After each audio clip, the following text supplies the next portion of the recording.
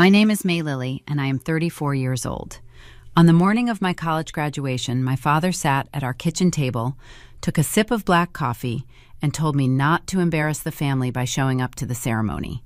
He did not look up from his newspaper. He just stared at the sports section and said, "Do not embarrass us by going. You do not belong there. A piece of paper does not change what you are. Open the shop at 8.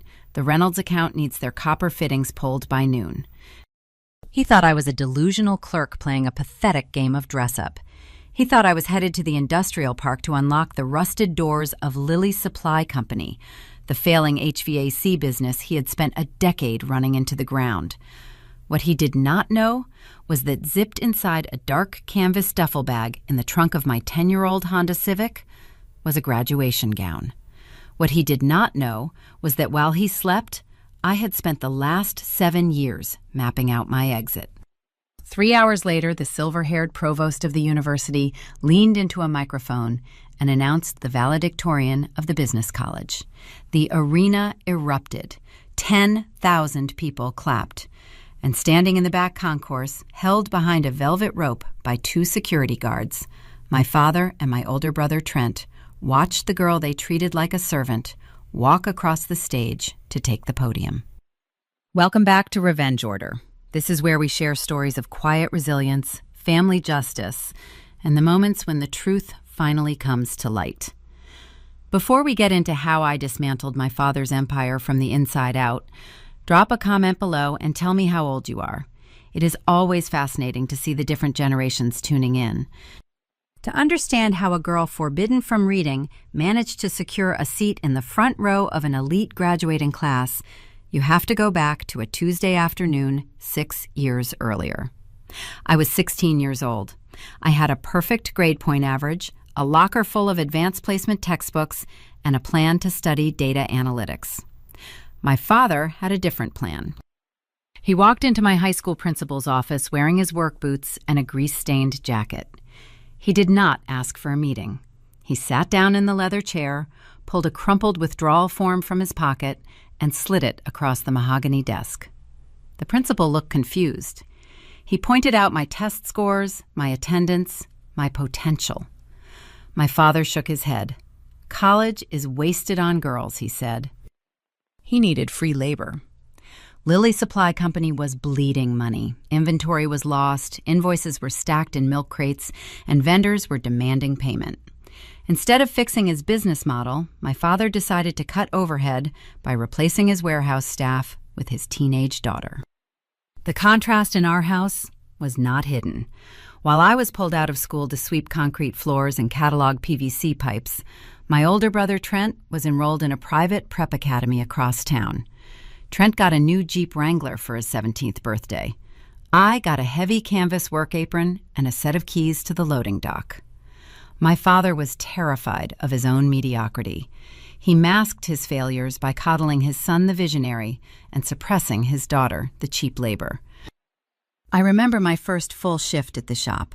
The air smelled of metallic dust and stale cigarette smoke. The front door had a heavy brass bell attached to the frame. Every time it opened, it gave a dull, suffocated thud. That sound became the perimeter of my world. Customers would walk in, ignore me, and ask to speak to the boss.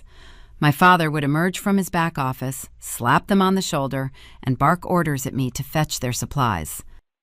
Trent would occasionally drop by after his classes, tossing his expensive leather backpack onto the counter.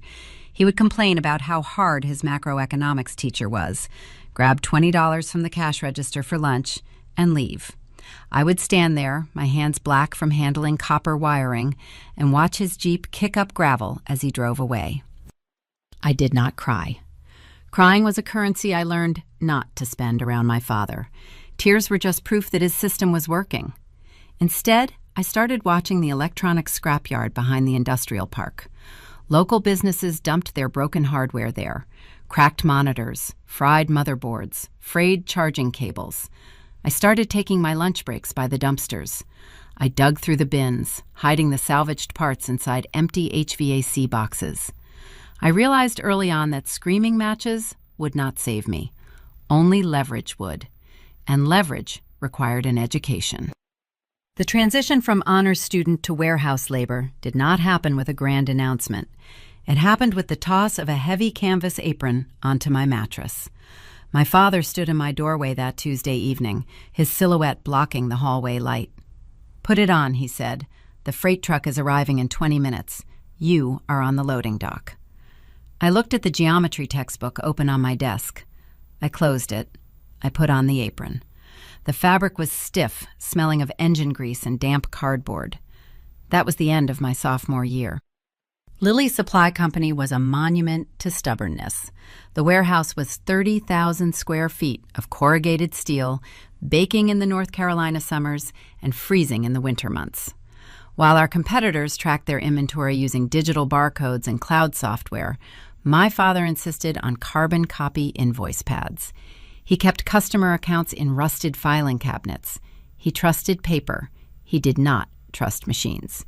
And he certainly did not trust the idea of a daughter doing anything other than moving heavy objects from one pallet to another. My daily routine became an exercise in physical endurance. At 6 a.m, I unlocked the front doors. I hauled 50-pound tanks of Freon across the concrete floor.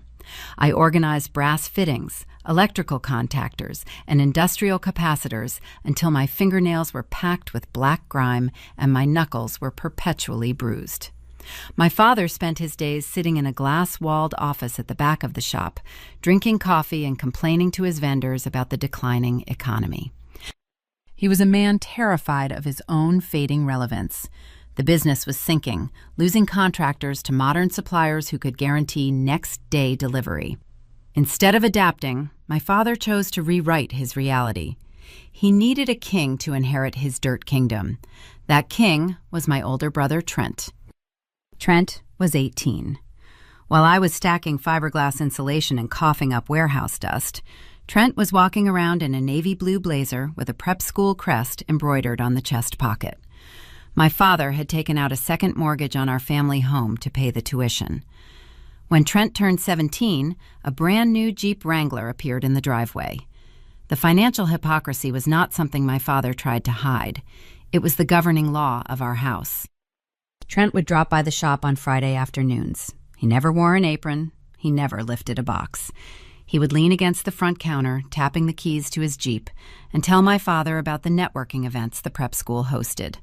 My father would nod, his chest puffing out with pride. He would open the cash register, peel 3 $20 bills from the tray, and hand them to my brother. "Take your friends to dinner," my father would say. "Business is built on handshakes, Trent. Remember that." I would stand 3 feet away, holding a clipboard with a list of back-ordered parts, calculating how many hours of my unpaid labor it took to cover that $60. Trent would pocket the cash, flash me a brilliant, empty smile, and walk out. The dull thud of the broken shop bell would signal his departure. I realized early on that asking for fairness was a waste of breath. Arguing with a man who views you as property only tightens the chain. I needed an exit strategy. An exit strategy required an education, and an education required a computer. Behind the industrial park sat a sprawling electronic scrapyard. Local corporate offices used it to dump obsolete hardware. During my strict 15-minute lunch breaks, I would slip out the back emergency exit of our warehouse and walk to the metal bins. The air out there smelled of ozone and rusted iron. I dug through layers of discarded keyboards and shattered monitors. I was looking for specific lifelines. Over the course of 3 months, I smuggled the pieces into my bedroom. I hid them in a cardboard shoebox beneath my winter sweaters. A functional Dell motherboard salvaged from a water-damaged tower. 2 sticks of random access memory pulled from a broken server. A lithium battery. A charging cable with a spliced wire I wrapped in black electrical tape. The prize piece was a 15-inch liquid crystal display screen with a spiderweb crack in the bottom left corner. My father enforced a strict lights-out policy at 10 o'clock. He claimed electricity cost too much. At 11 o'clock, when the house was silent and the low hum of his snoring drifted down the hallway, I would open my closet door. I sat on the floor with a stolen Phillips head screwdriver. I applied thermal paste to the processor using the edge of a plastic gift card. I connected the fragile ribbon cables, praying the fragile pins would not snap. The first time I pressed the makeshift power button, the silence in the closet felt heavy. Then, the small cooling fan twitched. It spun to life with a quiet, steady whir. The cracked screen flickered, casting a pale blue light across my face. That faint hum became my secret pulse. It was the sound of a door unlocking. I needed internet access. I wrote a basic script to scan for unsecured wireless networks in our neighborhood. I found an open signal belonging to a sheet metal fabricator 3 houses down. The connection was painfully slow, dropping every 20 minutes, but it was enough. From midnight until 3 in the morning, while my father and brother slept in their comfortable beds, I attended an invisible school. I found archived university lectures, open-source coding manuals, and advanced calculus textbooks hosted on public domains. I taught myself supply chain logistics, reading about the exact inventory systems my father refused to implement. I read about predictive data modeling. I drank tap water to stay awake, the blue light of the cracked screen burning my eyes until they watered. By the time I turned 17, I had absorbed the equivalent of a high school honors curriculum. I started taking practice tests for the General Educational Development credential. The state requirements were strict, but the material was effortless. I scored in the 99th percentile on every diagnostic exam I took. Passing the actual test would be a formality. I mapped out the timeline. I would take the exam in secret. I would apply to the local community college to secure my basic credits, then transfer to a state university. I researched the tuition costs. The community college was affordable, but I had zero income. Every hour I worked at the shop was uncompensated. My father called it paying for my room and board. I needed federal financial aid. I opened the government portal and began filling out the free application for federal student aid. I typed in my name, my address, and my date of birth. I navigated to the dependency section. The cursor blinked on the screen, waiting for an input. The application required my parents' tax returns. It required my father's signature. More importantly, it required his Social Security number. Without it, the system categorized the application as incomplete. The government assumed that a 17-year-old lived under the protective financial umbrella of their family. The system was not designed to recognize a father who used his daughter as an indentured servant. I stared at the blinking cursor. The blue light illuminated the walls of my closet. The trap was not just physical anymore. It was legal. I could learn advanced mathematics, I could build a computer from scrap, but I could not bypass a federal requirement. I needed my father's numbers. And I knew exactly what would happen the moment I asked him for them. The physical toll of 12-hour shifts at the supply shop began to blur the edges of my reality. My hands developed calluses thick enough to slide across raw sheet metal without bleeding. My lower back carried a permanent ache from lifting commercial condenser units onto customer trucks.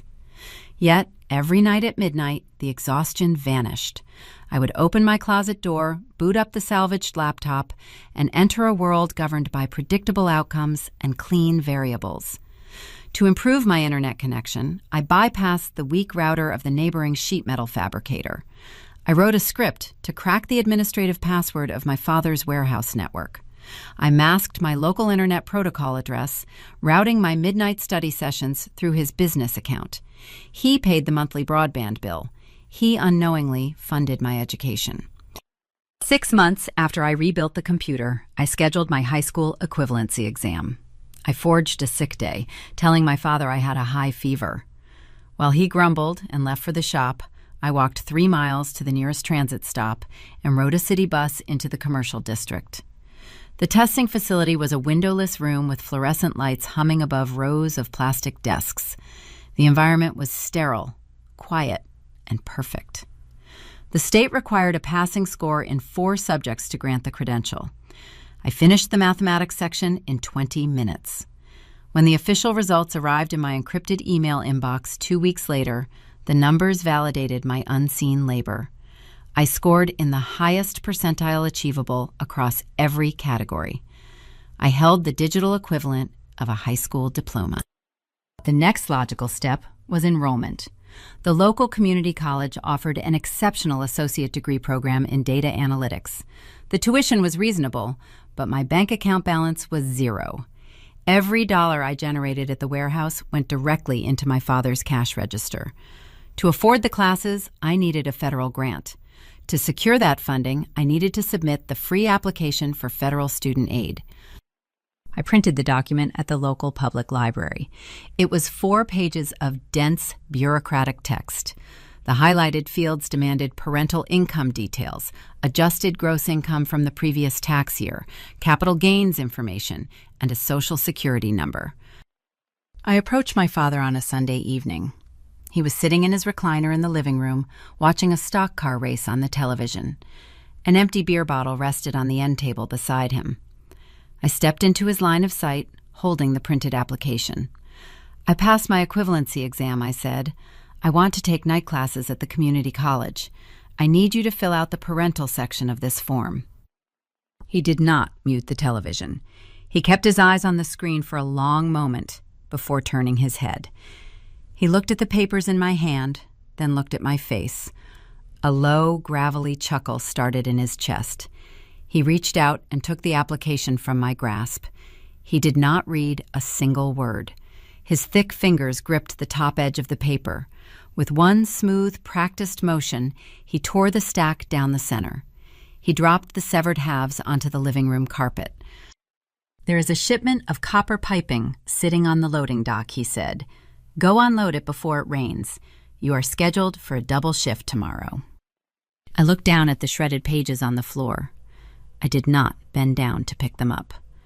I turned and walked to the front door, putting on my canvas work apron. The air outside was humid, smelling of impending rain. The copper pipes were stacked on heavy wooden pallets. Each bundle weighed 40 pounds. As I hauled them into the warehouse, the metallic scent of raw copper clung to my skin. My muscles burned, but my mind was crystal clear. My father was not just withholding his signature. He was weaponizing the legal dependency system. The federal government assumes that families operate as supportive financial units. They base student aid on parental income, tethering the child to the parent's tax returns until the age of 24. My father understood this mechanism perfectly. By refusing to provide his government identification number, he legally blocked my access to any federal grants. He locked the gate from the outside, keeping his free labor trapped inside the perimeter of his failing warehouse. He thought the shredded paper was the end of the conversation. He underestimated the power of someone who knows how to read the fine print. That night, I opened my laptop. I ignored my calculus syllabus and accessed the Department of Education regulatory guidelines. I searched for loopholes within the federal financial aid framework. By 2 a.m, I found the exact clause I needed. It was called a dependency override. The federal code allowed financial aid administrators to bypass the parental requirement in cases of severe estrangement, abandonment, or financial abuse. The applicant had to prove that the parent-child relationship was irreparably severed, resulting in extreme exploitation. The burden of proof rested entirely on the student. The government did not accept emotional pleas. They required documentation. They required data. I sat in the dark closet, the blue light reflecting off my eyes. I opened a new spreadsheet. I created an encrypted file and named it Uncompensated Labor Liabilities. I began building the architecture of my father's ruin. In the first column, I entered the date. In the second column, I listed the exact hours I had worked that day. In the third column, I detailed the specific tasks I completed, from operating the forklift to balancing his chaotic vendor invoices. In the fourth column, I applied the state minimum wage to my hours, calculating the exact financial value he had extracted from me without compensation. I added rows for missed meal breaks and hazardous materials handling without proper protective equipment. In the final column, I logged his verbal directives, documenting his specific threats to evict me if I did not comply with his labor demands. This spreadsheet was not a diary. It was a cold, indisputable ledger of exploitation. I backdated the entries, cross-referencing the warehouse delivery schedules I had memorized over the past 2 years to ensure the timeline was perfect. I projected the future entries. I loaded the chamber with raw data. 3 weeks later, I sat in the cramped office of a financial aid counselor at the community college. She was a stern woman with reading glasses and a desk covered in file folders. I handed her a thick manila envelope. It contained my perfect test scores, a formal petition for independent status, and a printed summary of my labor ledger. She reviewed the documents in silence. The ticking of a wall clock filled the room. She traced the columns with the tip of her pen. Her expression shifted from bureaucratic boredom to quiet understanding. She read the calculations. She read the uncompensated hours. She looked at my grease-stained fingernails and my worn boots. She picked up her pen, signed the bottom of my petition, and stamped it with the official seal of the institution. "You are legally independent," she said. "The grant covers your tuition and textbooks. Your classes start in September." I walked out of the administrative building into the bright afternoon sun. I had won the battle against the federal blockade. The government recognized my autonomy. My tuition was paid. But the victory was incomplete. The federal grant covered education, not housing. I still had $0 in my pocket. I could not afford an apartment, a deposit, or basic groceries. To survive the upcoming semester, I had to continue living under my father's roof. I had to continue working at Lilly Supply Company during the day to justify my bed at night. The classes were scheduled from 6 in the evening until 10 at night. My father expected me home, cooking dinner and organizing his inventory logs for the next morning. If I disappeared for 4 hours every evening, he would demand answers. If he discovered I had bypassed his control to attend college, he would throw my belongings onto the street. I needed an ironclad alibi. I needed a story so perfectly tailored to his worldview that he would not question the details. I walked back toward the warehouse, formulating the architecture of an intricate deception, preparing to introduce a new narrative into my father's reality. An effective deception relies on confirming the existing biases of the target. If you present a lie that aligns with what a person already believes about the world, they will never inspect the details. I knew my father viewed me as a utility, a tool designed for repetitive, low-level labor. My cover story had to reflect that exact limitation. I approached him on a Friday afternoon while he was sitting in his glass-walled office, counting the cash drawer from the morning sales. The air conditioner hummed, rattling the loose window panes. "I took a second job," I said, keeping my voice neutral. "Data entry for a regional shipping hub, 4 nights a week, 6 to 10. He stopped counting. He placed a stack of $20 bills on the desk and leaned back in his squeaking leather chair. He did not ask for the name of the company. He did not ask how I planned to commute across the industrial park in the dark. He evaluated the utility of this new information based on a single metric. "If you are earning an external wage while living under my roof," he said, "you owe rent, 30% of your net income." I nodded. I had anticipated this exact tax. The community college grant I secured included a modest stipend for basic living expenses. I had funneled that federal money into a local credit union account, a separate financial entity he knew nothing about. I agreed to his terms. To maintain the illusion, I could not simply hand him arbitrary amounts of cash. I opened a spreadsheet program and designed a digital pay stub template. I researched the exact local, state, and federal withholding rates for North Carolina. Every 2 weeks, I calculated my fictitious gross pay based on a minimum wage hourly rate, deducted the taxes, and printed a flawless document. I would walk to the bank, withdraw his 30% in crisp, untraceable bills, and place the money on his desk alongside the forged pay stub. I was paying my own father a premium just to buy the right to sleep in my childhood bed. He folded the bills into his wallet, his ego satisfied. The routine required a ruthless mechanical precision. My days began before the sun rose. I unlocked Lilly Supply Company, swept the concrete floors, and managed the chaotic vendor deliveries. My hands were perpetually stained with oil and metallic dust. At 5:30 in the evening, I scrubbed the grime from my skin using the harsh industrial soap in the employee restroom. I changed out of my canvas apron, put on a clean shirt, and drove my 10-year-old Civic to the community college campus. The lecture halls were a sanctuary. The environment was sterile, quiet, and governed by logic. The professors spoke the language of algorithms, statistical variance, and predictive modeling. Data analytics is the art of recognizing hidden patterns within chaotic systems.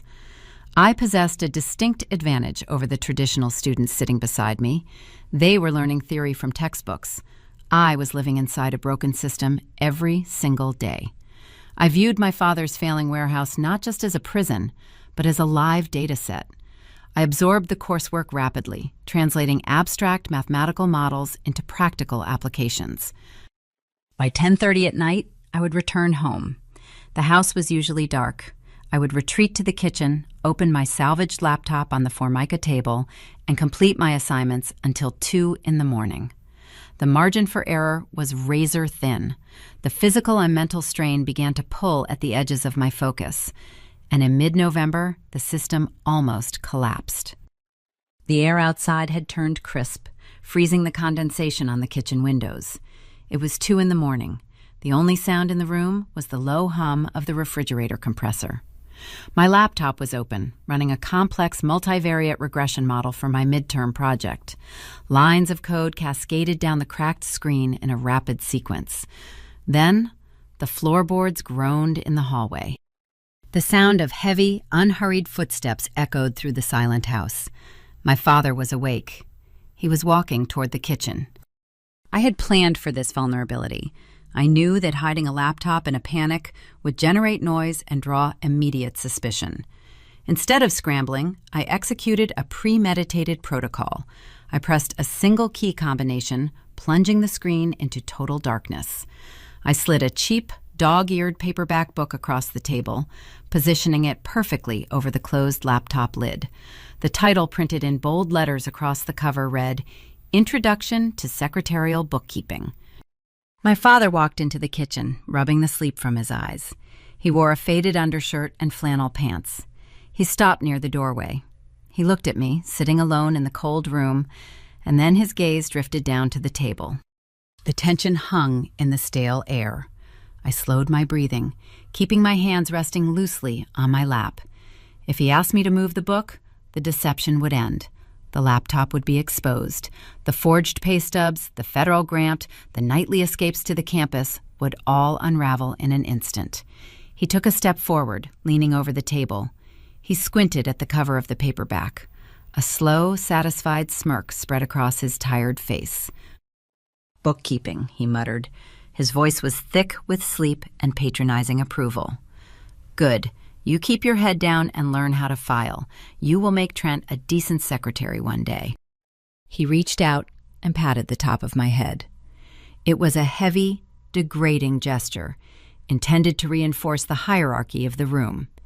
He turned, walked to the refrigerator, pulled out a plastic water bottle, and walked back down the hallway. He left the kitchen with his worldview entirely undisturbed. He saw exactly what he wanted to see: a subordinate female trying to become a slightly better subordinate. He missed the terminal resting half an inch beneath the paperback, quietly processing variables his mind could never comprehend. I waited until I heard the click of his bedroom door shutting. I lifted the decoy book, opened the laptop lid, and watched the screen glow blue. The regression model had finished compiling. The data was flawless. My facade was secure. The winter months passed with cold efficiency. I maintained a perfect grade point average. My father collected his rent money. My brother remained an abstract concept, away at his expensive prep academy, sending occasional text messages asking for cash. The ecosystem I had built was functioning exactly as designed. Then, on a random Tuesday afternoon in late February, the equilibrium fractured. I was standing behind the shop counter sorting a shipment of brass valves when the crunch of tires on gravel interrupted the quiet afternoon. I looked through the dusty front window. It was not a delivery truck. It was a pristine Jeep Wrangler. The engine shut off. A car door slammed. Trent walked through the front entrance carrying 2 large canvas duffel bags. He dropped them onto the concrete floor. The bags hit the ground with a heavy, final thud. His posture was different. The arrogant stride was gone. His shoulders slumped beneath the weight of a wrinkled prep school blazer. He looked around the warehouse, his eyes scanning the rusted shelves and the dirt on the floor, as if seeing the reality of our family for the first time. The golden boy had returned home in the middle of the academic semester. The controlled isolation I relied on was over. A new variable had entered the equation, bringing an unpredictable chaos that threatened to tear down every wall I had built. The heavy thud of the canvas duffel bags hitting the concrete floor of the warehouse signaled the end of my carefully managed isolation. My father stepped out of his glass-walled office, a vendor invoice still gripped in his hand.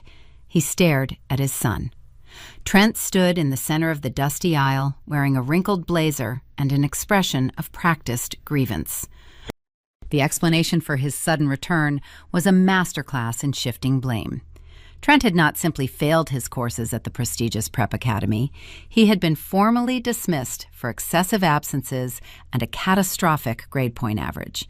Yet, standing in the middle of Lilly Supply Company, Trent spun a narrative of institutional bias. He claimed the teachers were elitist academics who targeted him because he challenged their outdated theories. He argued that the curriculum lacked real-world application. My father swallowed the lie without a single moment of hesitation. Cognitive dissonance is a powerful mechanism when dealing with a fragile ego. Admitting his son was a failure meant admitting his own judgment was flawed. Instead, my father directed his anger at the academy. He called the faculty a collection of out-of-touch bureaucrats who could not recognize raw entrepreneurial talent. He placed a heavy hand on Trent's shoulder, assuring the boy that true business acumen could not be measured by standardized testing.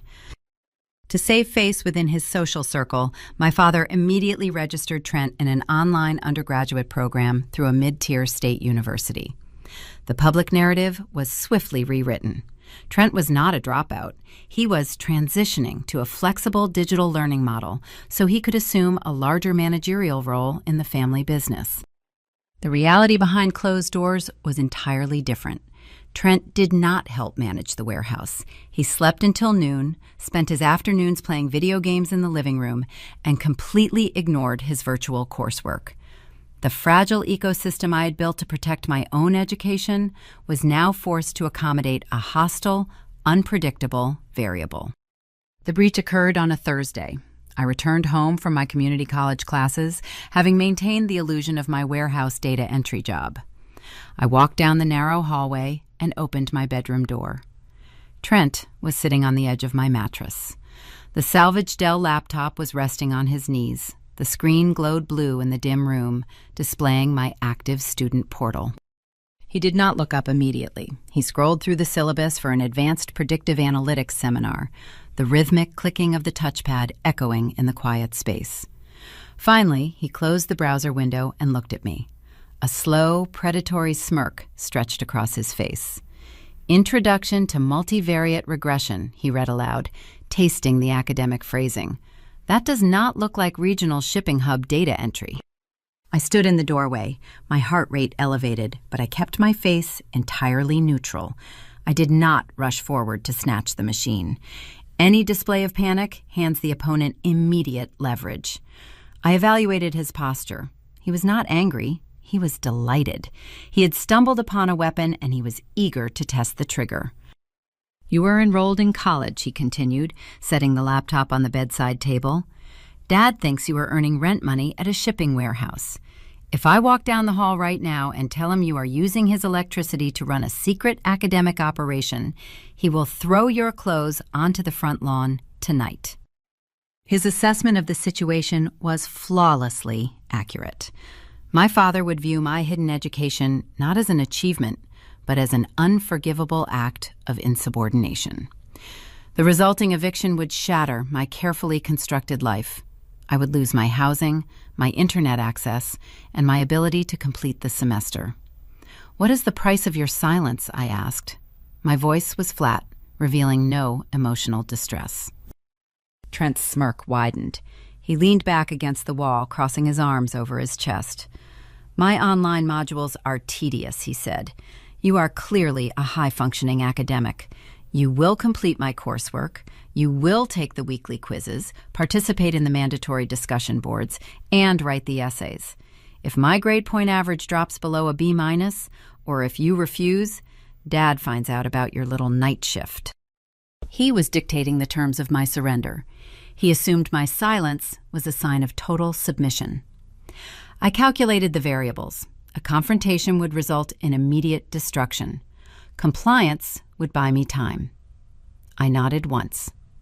"Leave your login credentials on the kitchen counter," I replied. "Get out of my room." He stood up, brushing past me with a triumphant chuckle. He believed he had won a decisive victory. He failed to realize that forcing a systems architect to build your bridge means you are also handing them complete control over where the structural weaknesses are hidden. My daily routine shifted from grueling to nearly impossible. The physical toll of the warehouse remained constant. I hauled inventory for 12 hours. I drove to the community college to attend my own lectures until 10 at night. Upon returning home, I sat at the kitchen table and completed my advanced mathematics assignments. By 1 in the morning, my eyes burned and my hands cramped. That was when my second shift began. I logged into Trent's university portal. I navigated his macroeconomics and business ethics modules. I read his assigned chapters and completed his quizzes. I functioned on 2 hours of sleep a night. The exhaustion became a tangible weight pressing down on my chest. However, I did not just do his homework. I engineered a delayed detonation sequence. I knew that submitting flawless, high-level academic prose would raise immediate red flags with his professors. A student who previously failed prep school does not suddenly write like a seasoned economist. To maintain his cover, I crafted his essays to mimic the syntax and limited vocabulary of an unmotivated 19-year-old. I ensured he received satisfactory grades, keeping his average safely within the required margin to prevent any suspicion from my father. But beneath the surface of those average grades, I laid a network of tripwires. When tasked with writing his term papers, I utilized a method known as text spinning. I harvested paragraphs from obscure, poorly indexed international academic journals. I altered specific structural elements, changing every third word to bypass the basic plagiarism detection software utilized by his university. The initial scans would register the essays as original content, allowing him to accumulate passing grades for months. Yet the core structural fingerprint of the stolen text remained entirely intact. It was a digital, dormant virus. As the university periodically updated their algorithmic detection databases to scan for deeper syntactic matches, those essays would eventually trigger a catastrophic alert. Furthermore, I embedded my own tracking metadata into the document properties. I accessed the hexadecimal code of the word processing files he submitted. Deep within the invisible formatting layers, I stamped my own student identification number and the Internet Protocol address of the salvaged laptop. I was literally weaving my own signature into his academic fraud. The trap would not spring today or tomorrow. It was a time bomb, meticulously synchronized, to detonate at the exact moment I chose to stop masking the stolen text. Trent spent the spring semester reveling in his unearned free time. He assumed he was the master manipulator of the house, successfully outsourcing his responsibilities while maintaining the illusion of the dutiful son. I watched him sleep until noon, holding the remote detonator to his future securely in my pocket. Late in April, the grueling routine finally yielded a return on the investment. It was 3 a.m. I was finalizing a discussion board post for Trent's ethics class. A notification chimed in the corner of my screen. An email had arrived in my encrypted inbox. The sender address belonged to the admissions department of the University of North Carolina at Charlotte. It was the premier supply chain analytics program in the state. I opened the message.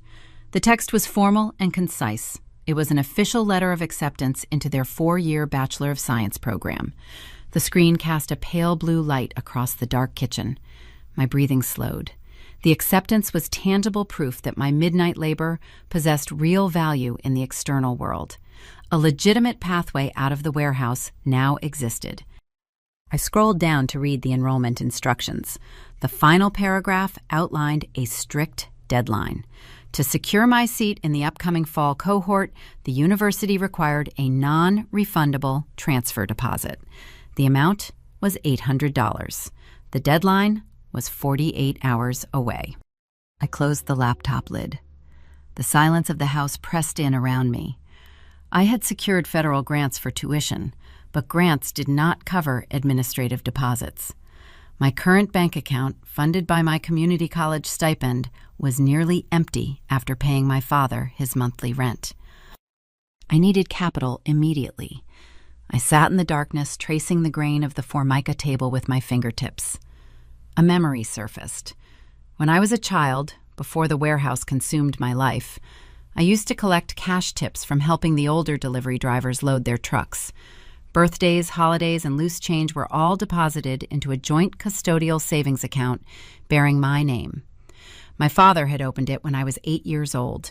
I had not touched it in nearly a decade. I realized I possessed the exact funds required to finalize my escape.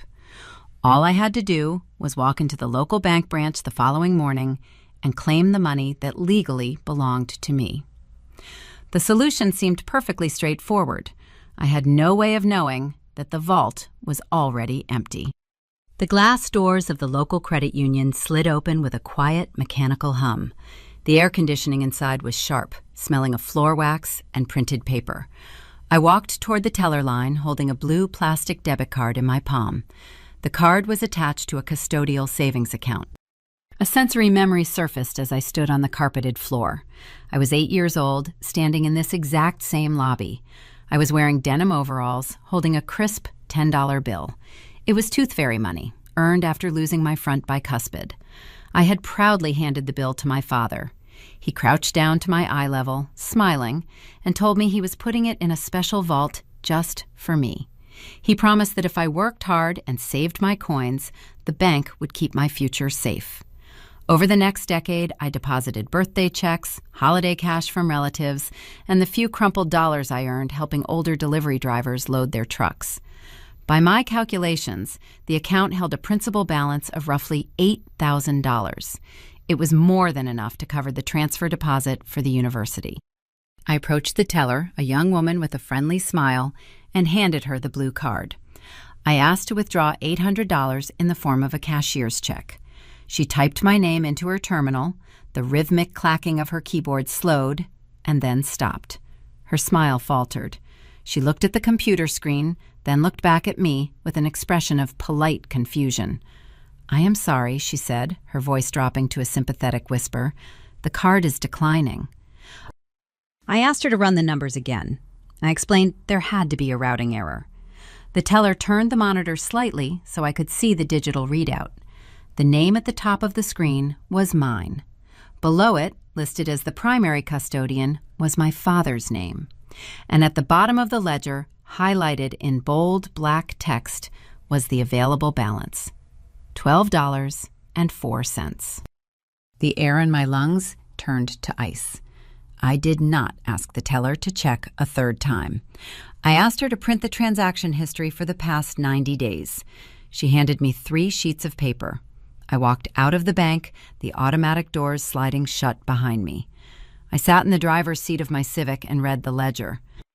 The money had not bled out slowly. It vanished in a single, substantial withdrawal. 6 weeks earlier, a wire transfer of $7,950 was authorized by the primary custodian. The funds were routed directly to a local auto body repair shop and a county municipal court. I started the engine and drove straight to the industrial park. I parked behind Lilly Supply Company, bypassing the loading dock, and walked through the rear employee entrance. I did not stop to put on my canvas apron.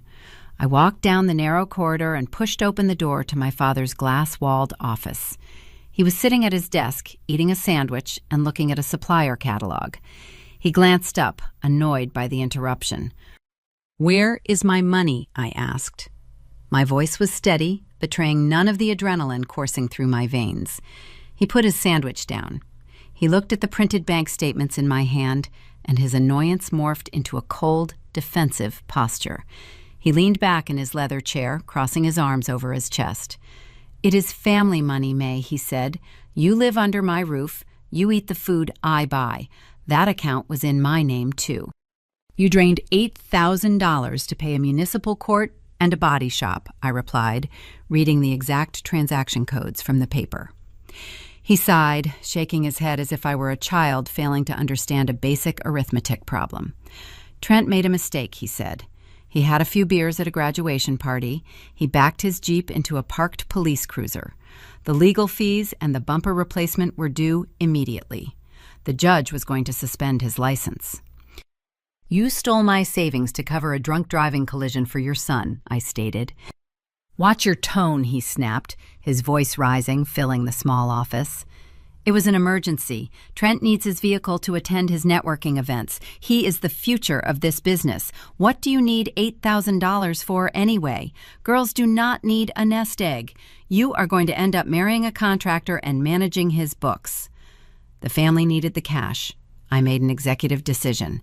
"Now get back to the floor. The Reynolds account needs their inventory verified." He picked his sandwich back up, dismissing me entirely. I stood there for 3 seconds. In those 3 seconds, the final, fragile thread tethering me to the concept of family snapped. I looked at the man sitting behind the desk. I did not see a father. I saw a liability. I saw a parasitic mechanism designed to extract my resources to fund his delusions. I did not scream. I did not throw the papers at his face. Anger implies that a relationship is still worth fighting for. I felt nothing but a cold, surgical clarity.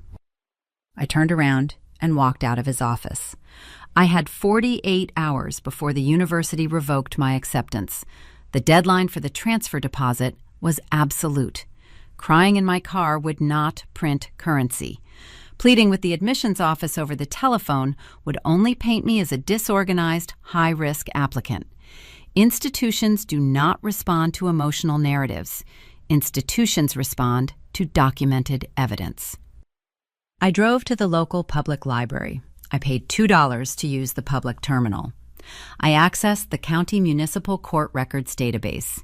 Because Trent had hit a police cruiser, the incident was public record. I located the arrest report, the blood alcohol concentration logs, and the judicial fines levied against him. I printed the official police report.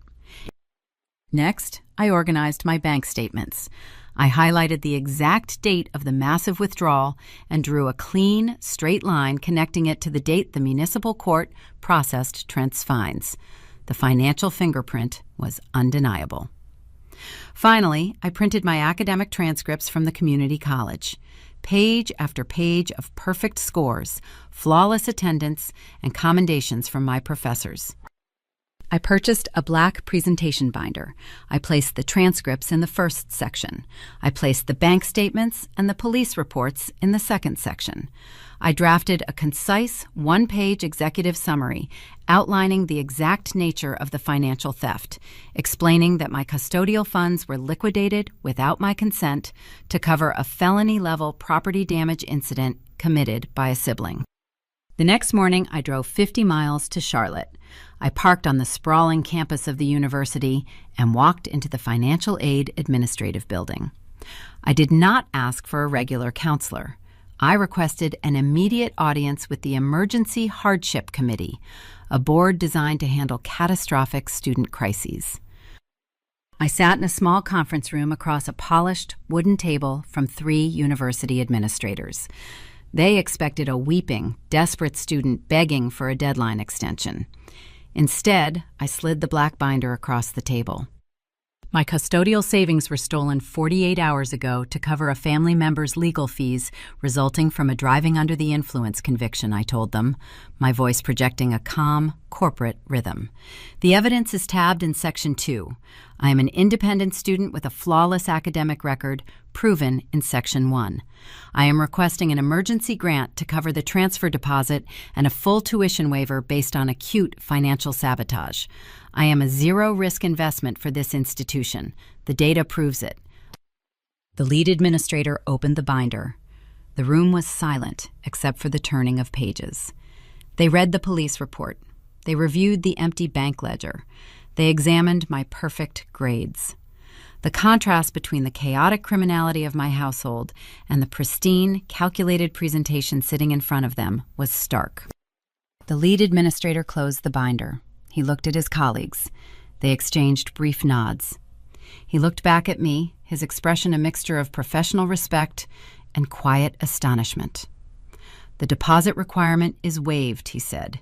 "We will process an emergency full-ride hardship grant by the end of the business day. Welcome to Charlotte, Miss Lily." I walked out of the administrative building into the warm afternoon sun. I had beaten my father's theft. The institution had secured my future. When I drove back to the industrial park and walked into my house that evening, the psychological transformation was complete. I was no longer a daughter. I was a ghost inhabiting a structure I planned to dismantle. I looked at my father watching television, and I felt absolute silence in my chest. If I was going to be a ghost, I needed to learn how to haunt the machinery. The university coursework in Charlotte would demand my full attention during the day. I could no longer stand behind the counter of Lilly's Supply Company for 12 hours. But I still needed the roof over my head.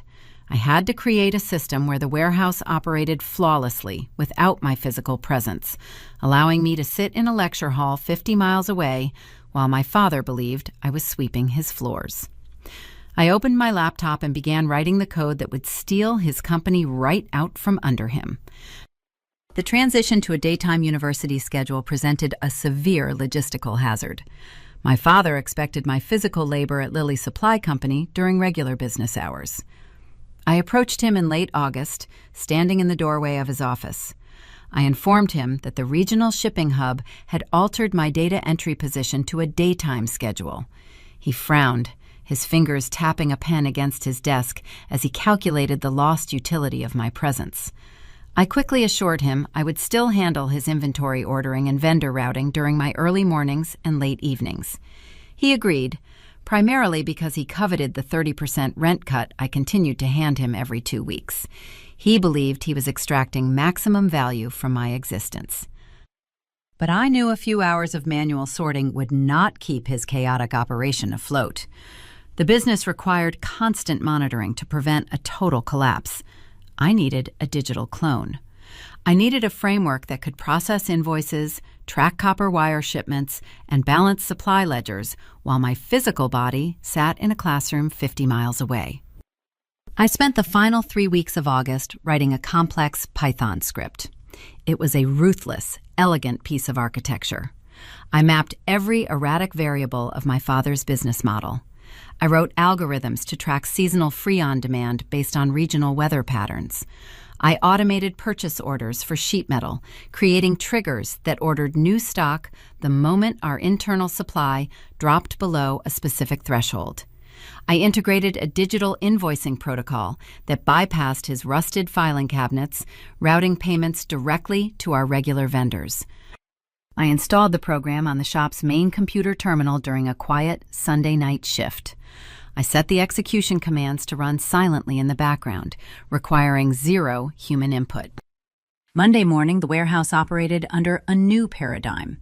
When the Reynolds contracting account requested a bulk order of air conditioning contactors, the system automatically generated the pull sheet, routed the invoice to their accounting department, and updated the internal inventory count before my father even finished his first cup of coffee. The usual friction of lost paperwork and delayed shipping vanished. By Wednesday, my father noticed the shift. He stood behind the main counter, staring at a neatly formatted digital ledger that had printed itself automatically. He looked around the empty front room, holding the crisp paper, and asked aloud how the filing had resolved itself without my physical presence. Trent was leaning against the counter playing a racing game on his mobile phone. He looked up, evaluating the opportunity.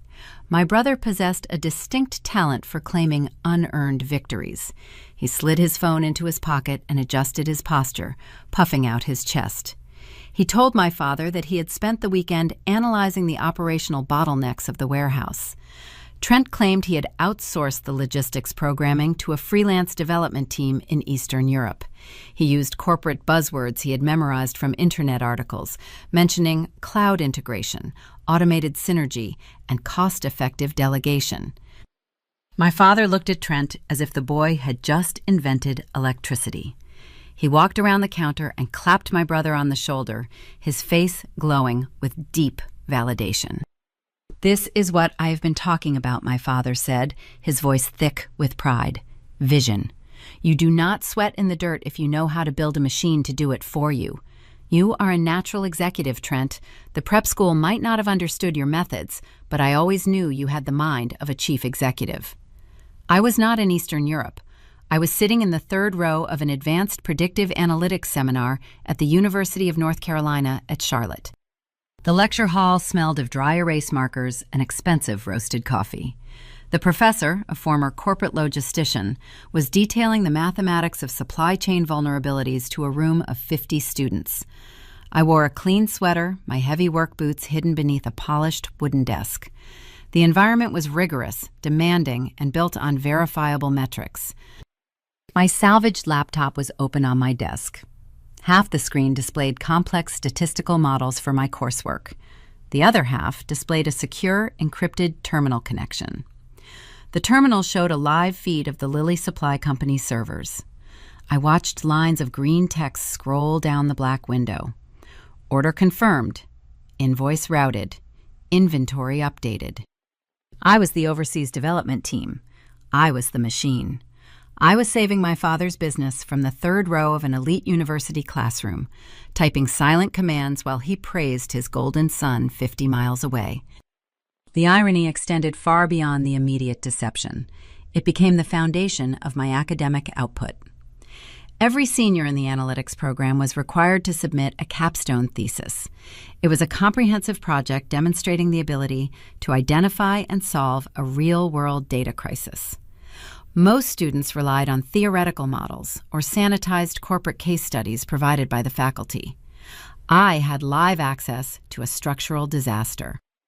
My father's warehouse became my private laboratory. I harvested his operational data, analyzing the specific inefficiencies that had crippled his profit margins over the past decade. I mapped the financial bleeding caused by his stubborn reliance on physical paper invoices. I charted the exact revenue saved by my automated script over a 3-month period. I built a predictive model that proved exactly why his archaic leadership style was a statistical failure. The title of my thesis was "The Cost of Ego in Regional Supply Chains." The automated system performed too well. Because the inventory was no longer managed by a chaotic, exhausted teenager, Lilly Supply Company stopped missing fulfillment deadlines. Local contractors noticed the sudden reliability. Word spread through the industrial park. Orders increased rapidly. A prominent commercial real estate developer signed a lucrative supply contract with the shop in early November, injecting a sudden, heavy stream of capital into the business account. Instead of recognizing the fragility of this newfound success, my father interpreted it as proof of his own brilliance. He bought a new pickup truck. He started attending expensive golf networking events during the week, leaving the warehouse entirely in the hands of the digital system he did not understand. Trent continued to collect a generous weekly allowance for his visionary outsourcing strategy, spending his days ignoring his online university modules and driving his Jeep around town.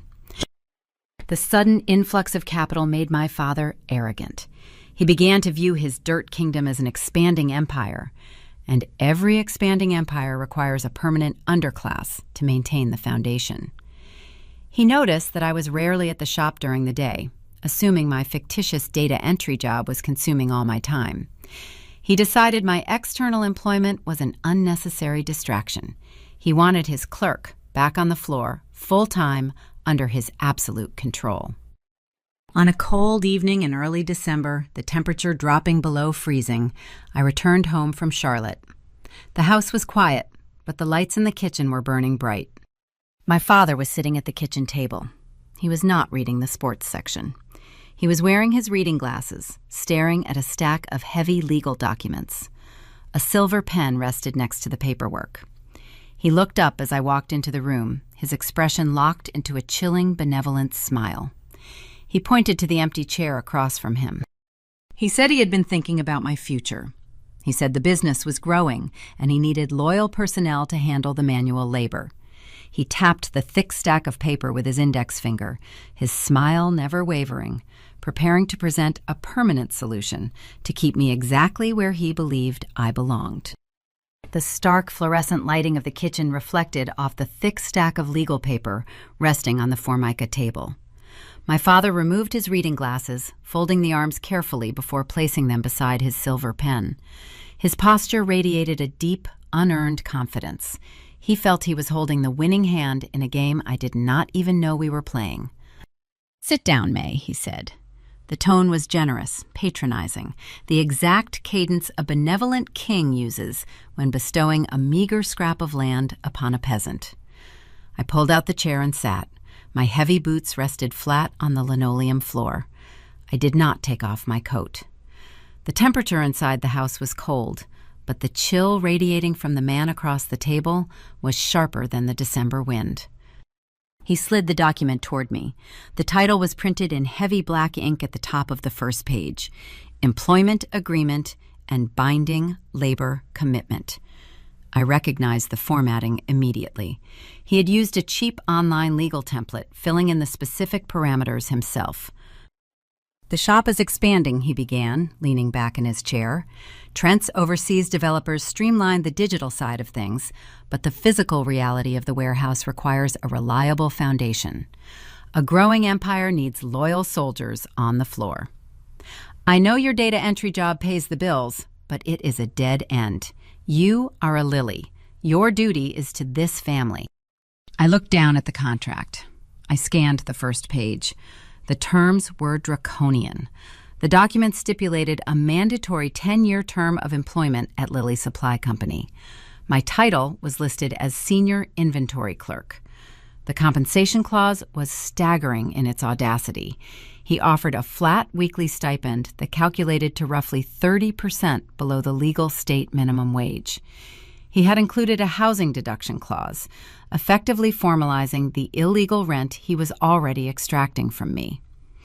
In exchange for a decade of indentured servitude, I would receive a bed, meager rations, and the distinct privilege of sweeping his concrete floors until I was 32 years old. He pointed to the signature line at the bottom of the final page. "Sign it," he said. His generous smile hardened, the benevolence evaporating, revealing the coercive steel beneath. "You quit that warehouse job tomorrow. You report to the loading dock at 6 a.m. If you refuse, if you decide you are too good to support your own family, you can pack your bags. You will be out on the street tonight. Let us see how far a data entry clerk gets without a roof over her head." The threat was explicit and immediate. He was attempting to lock the final shackle onto my life, believing my only alternative was homelessness. He possessed absolutely no concept of the reality that existed 50 miles away in Charlotte. Earlier that same afternoon, I had stood in a paneled conference room at the university. My senior thesis, The Cost of Ego in Regional Supply Chains, had not just received a passing grade.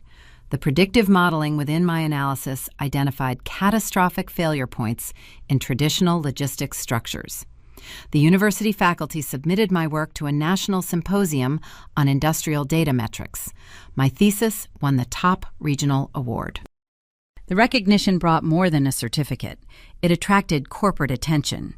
A recruiter from Meridian Freight had attended the symposium. Meridian was a massive multinational logistics conglomerate headquartered in the heart of downtown Charlotte. Their operations spanned 3 continents, relying on flawless data streams to route billions of dollars in commercial freight.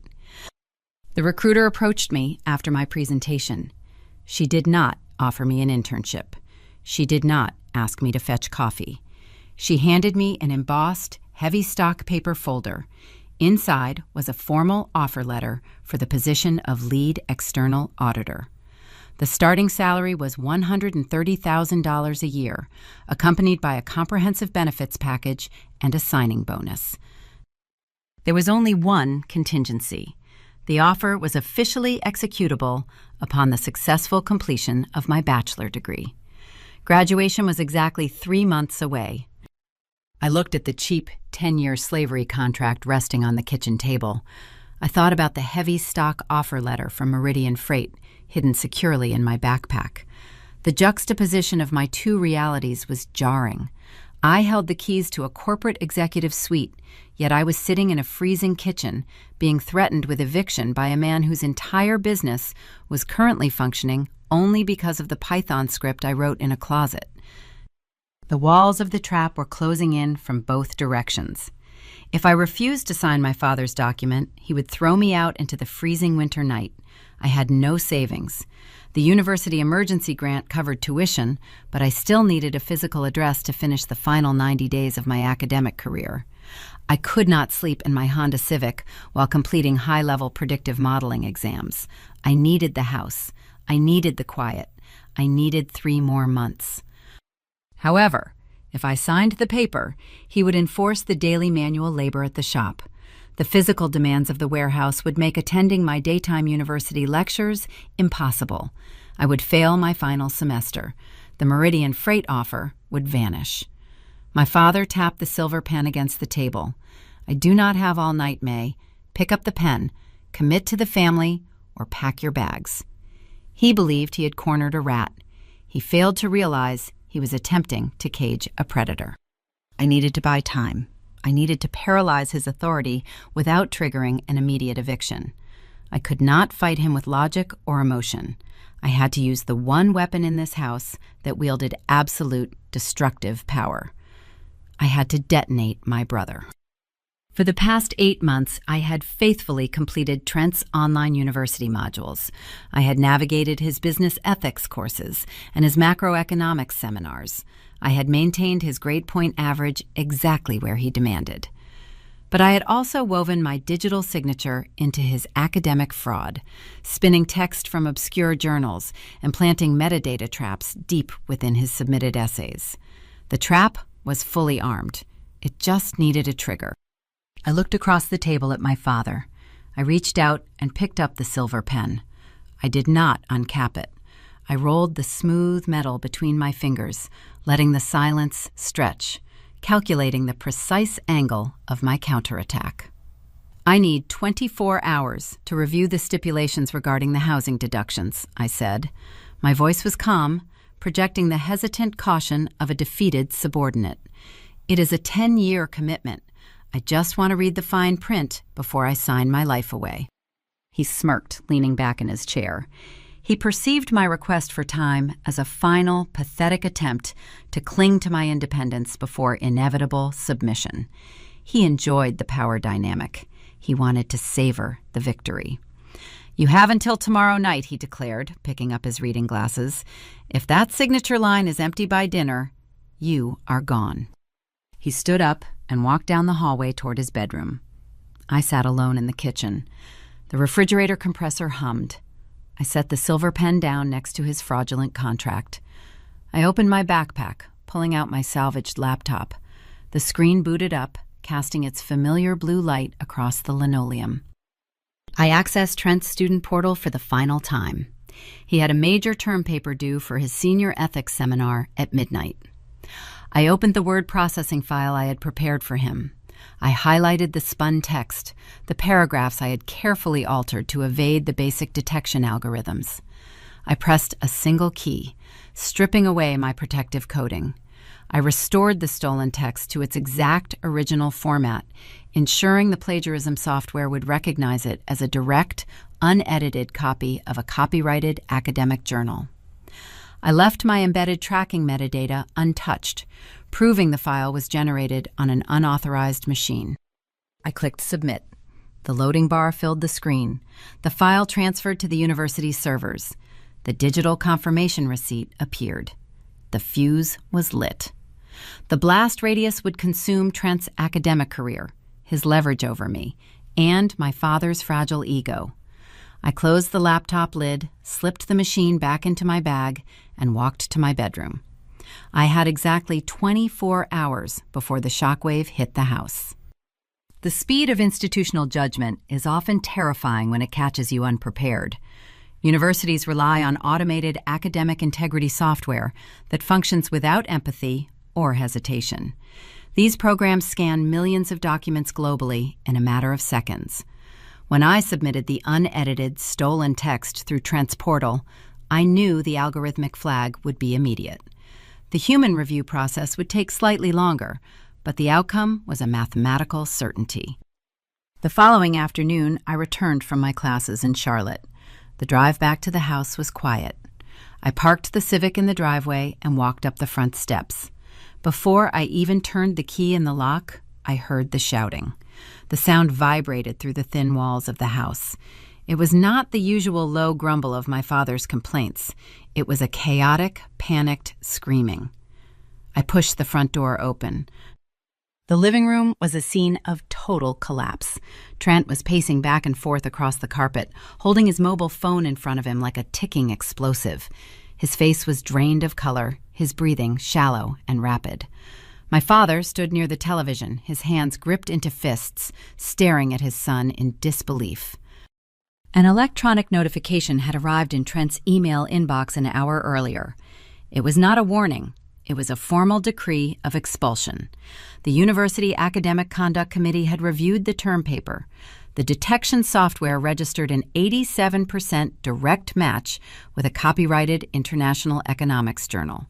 Furthermore, the forensic digital analysis revealed the document was authored on a device whose Internet Protocol address did not match Trent's registered location, and the metadata carried a distinct student identification number belonging to a different academic institution. The fraud was absolute, documented, and indefensible. The university terminated his enrollment immediately. His academic transcript was permanently marked with a violation of severe academic dishonesty. Trent saw me standing in the entryway. The panic in his eyes instantly morphed into a feral, desperate rage. He pointed a trembling finger directly at my chest. "She did this," he screamed, his voice cracking. "She sabotaged me. She wrote the paper. She planted the stolen text." My father snapped his head toward me. The confusion on his face slowly contorted into a dark, heavy fury. He looked back at Trent. "What are you talking about?" he demanded. "Why would your sister write your term paper?" The pressure of the expulsion broke Trent's composure completely. The golden boy, terrified of facing the consequences of his own laziness, confessed the blackmail to save himself. He admitted he had discovered my hidden laptop months ago. He admitted he knew about my secret college enrollment. He confessed he had leveraged the threat of exposing my education to force me to complete his entire online degree program. "I made her do the work," Trent yelled, pacing faster. "I outsourced it to her. She was supposed to handle it. She intentionally uploaded a stolen essay to ruin me. She wants to see me fail." He expected absolution. He expected our father to recognize his visionary delegation and punish the defective machinery that had malfunctioned. The dynamic in the room shifted. My father processed the confession. The reality of the situation was undeniable. His son, the heir to his dirt kingdom, was an academic fraud who could not pass a basic ethics seminar without coercing his sister. A rational parent would recognize the manipulation and discipline the extortionist. But cognitive dissonance is a powerful shield against a shattered ego. My father could not accept that his son was a failure. If Trent was a failure, then my father's judgment was flawed, his investments were wasted, and his legacy was built on a lie. The human brain will perform incredible mental gymnastics to protect its core identity. To survive the humiliation, my father had to rewrite the narrative immediately. He needed a villain. He turned toward me. The physical space between us seemed to shrink as he took a step forward. He did not see a daughter who had been blackmailed into academic servitude. He saw a jealous, vindictive subordinate who had maliciously destroyed his son's future out of sheer spite. "You ruined him," my father said. His voice was no longer a scream. It was a low, dangerous growl. "You could not stand watching your brother succeed. You could not handle the fact that he is the future of this family and you are nothing but a clerk. So you set a trap. You deliberately sabotaged his education because you are a bitter, jealous failure." I stood in the entryway. I did not drop my backpack. I did not step back. I looked at the two men in the living room. Trent, cowering behind his father, and the patriarch, desperate to protect a broken illusion. "I did exactly what he asked me to do," I said, keeping my tone entirely flat. "I wrote his paper. The quality of the work reflects the quality of his supervision." The lack of emotional distress in my voice ignited a violent reaction. My father lunged forward. He did not strike me. Instead, he stormed past me, charging down the narrow hallway toward my bedroom. I heard the door crash open, rebounding against the drywall. I followed him down the hall. He was tearing the room apart. He ripped the mattress off the box spring. He pulled the drawers from my small dresser, dumping my folded clothes onto the floor. He swept my textbooks off the small desk, the heavy volumes hitting the carpet with dull thuds. He was searching for the salvaged laptop, desperate to physically destroy the instrument of his son's downfall. The machine was safe inside my backpack, slung over my shoulder. He found nothing but clean laundry and library books. He turned around, his chest heaving, his face flushed red. He stepped over the scattered debris and stood inches from my face. "You think you are smart," he spat, pointing a finger at my face. "You think taking a few night classes makes you better than this family. You are nothing. Your little academic games are over." He walked out of the ruined bedroom and marched back toward the kitchen. I followed him, my boots crunching over my own scattered possessions. He picked up the 10-year employment contract still resting on the Formica table. He slammed it back down, stabbing the silver pen onto the paper. "You have two choices," he declared, leaning over the table. "You sign this document right now. You commit the next decade of your life to working the floor at Lilly Supply Company. You will earn every penny we lost on Trent's tuition. You will sweep the warehouse until your hands bleed. If you refuse, you have exactly 14 days to pack whatever is left in that room and get out of my house forever. You will be dead to me. Let us see how your smart mouth survives on the street." 14 days. He chose the timeline arbitrarily, intending to grant me 2 weeks of psychological torture as I contemplated my impending homelessness. He assumed the ticking clock would break my resolve and force a panicked submission. He did not look at a calendar. He did not know the significance of the timeline he had just established. I looked at the contract. I looked at my father, his chest still heaving with manufactured outrage. I looked down the hall where Trent was hiding in his room, the expelled golden boy too cowardly to face the wreckage he caused. 14 days was not a death sentence. 14 days was exactly the amount of time I needed. The graduation ceremony at the University of North Carolina at Charlotte was scheduled to commence in precisely 2 weeks. In 14 days, I would walk across a stage, accept my degree in predictive analytics, and trigger the execution clause of the corporate contract waiting in my backpack. I did not need to fight him. I did not need to scream or argue or defend my actions. Arguing with a delusion is a waste of vital energy. I simply needed to survive the countdown. I needed to become entirely invisible, absorbing his hostility like a sponge, allowing him to believe he was breaking my spirit while I quietly packed my parachutes. I looked up from the contract. I met his angry, desperate gaze. My face remained an unreadable mask. 14 days, I repeated quietly. Understood. I turned and walked back to my ruined bedroom. I closed the door, blocking out the sight of my father standing victorious in his kitchen. I sat on the bare box spring, surrounded by my scattered clothing.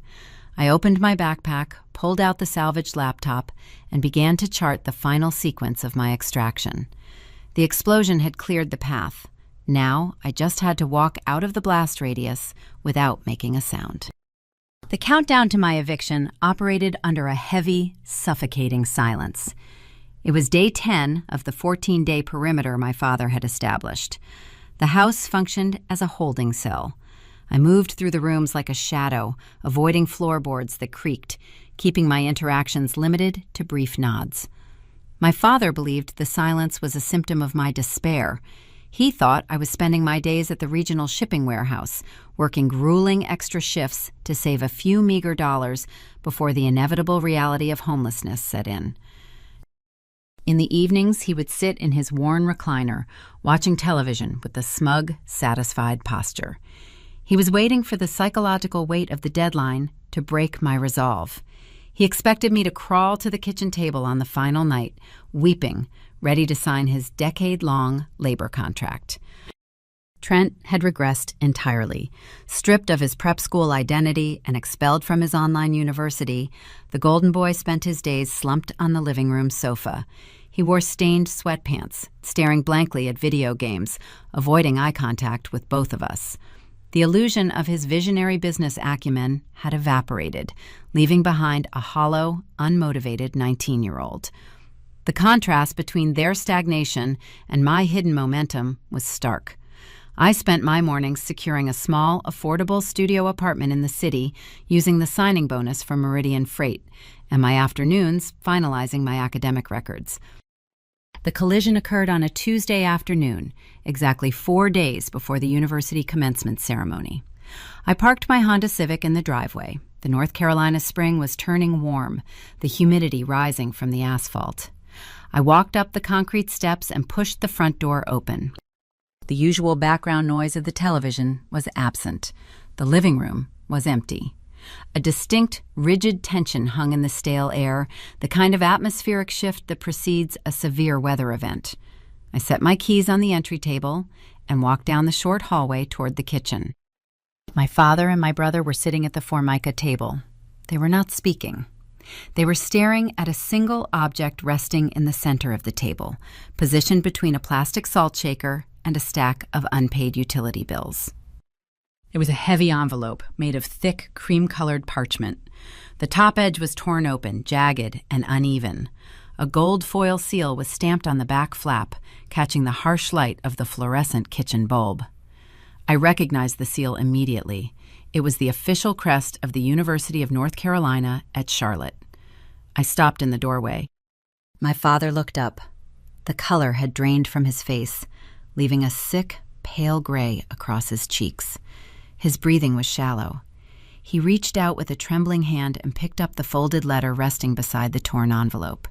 He did not yell. He did not exhibit the fiery rage he had shown during Trent's expulsion. This was a different physiological response. This was profound, paralyzing humiliation. "What is this?" he asked. His voice was hollow, scraping against his throat. I stepped into the kitchen. I did not drop my backpack. I kept my posture neutral, my hands resting loosely at my sides. "It is a letter," I replied. My father's hand shook as he held the thick paper. He looked down at the typed words, his eyes scanning the formal academic phrasing as if trying to decipher a foreign language. "The Office of the Dean," he read aloud, his voice dropping to a whisper. "College of Business and Predictive Analytics. We write to formally congratulate you, May Lily, on achieving a flawless 4.0 grade average." Trent shifted in his chair. He looked down at the linoleum floor, his jaw clenching tight. His knuckles turned white as he gripped the edge of the table. My father continued reading, his voice straining under the weight of the syllables. "You have been named valedictorian of the graduating class.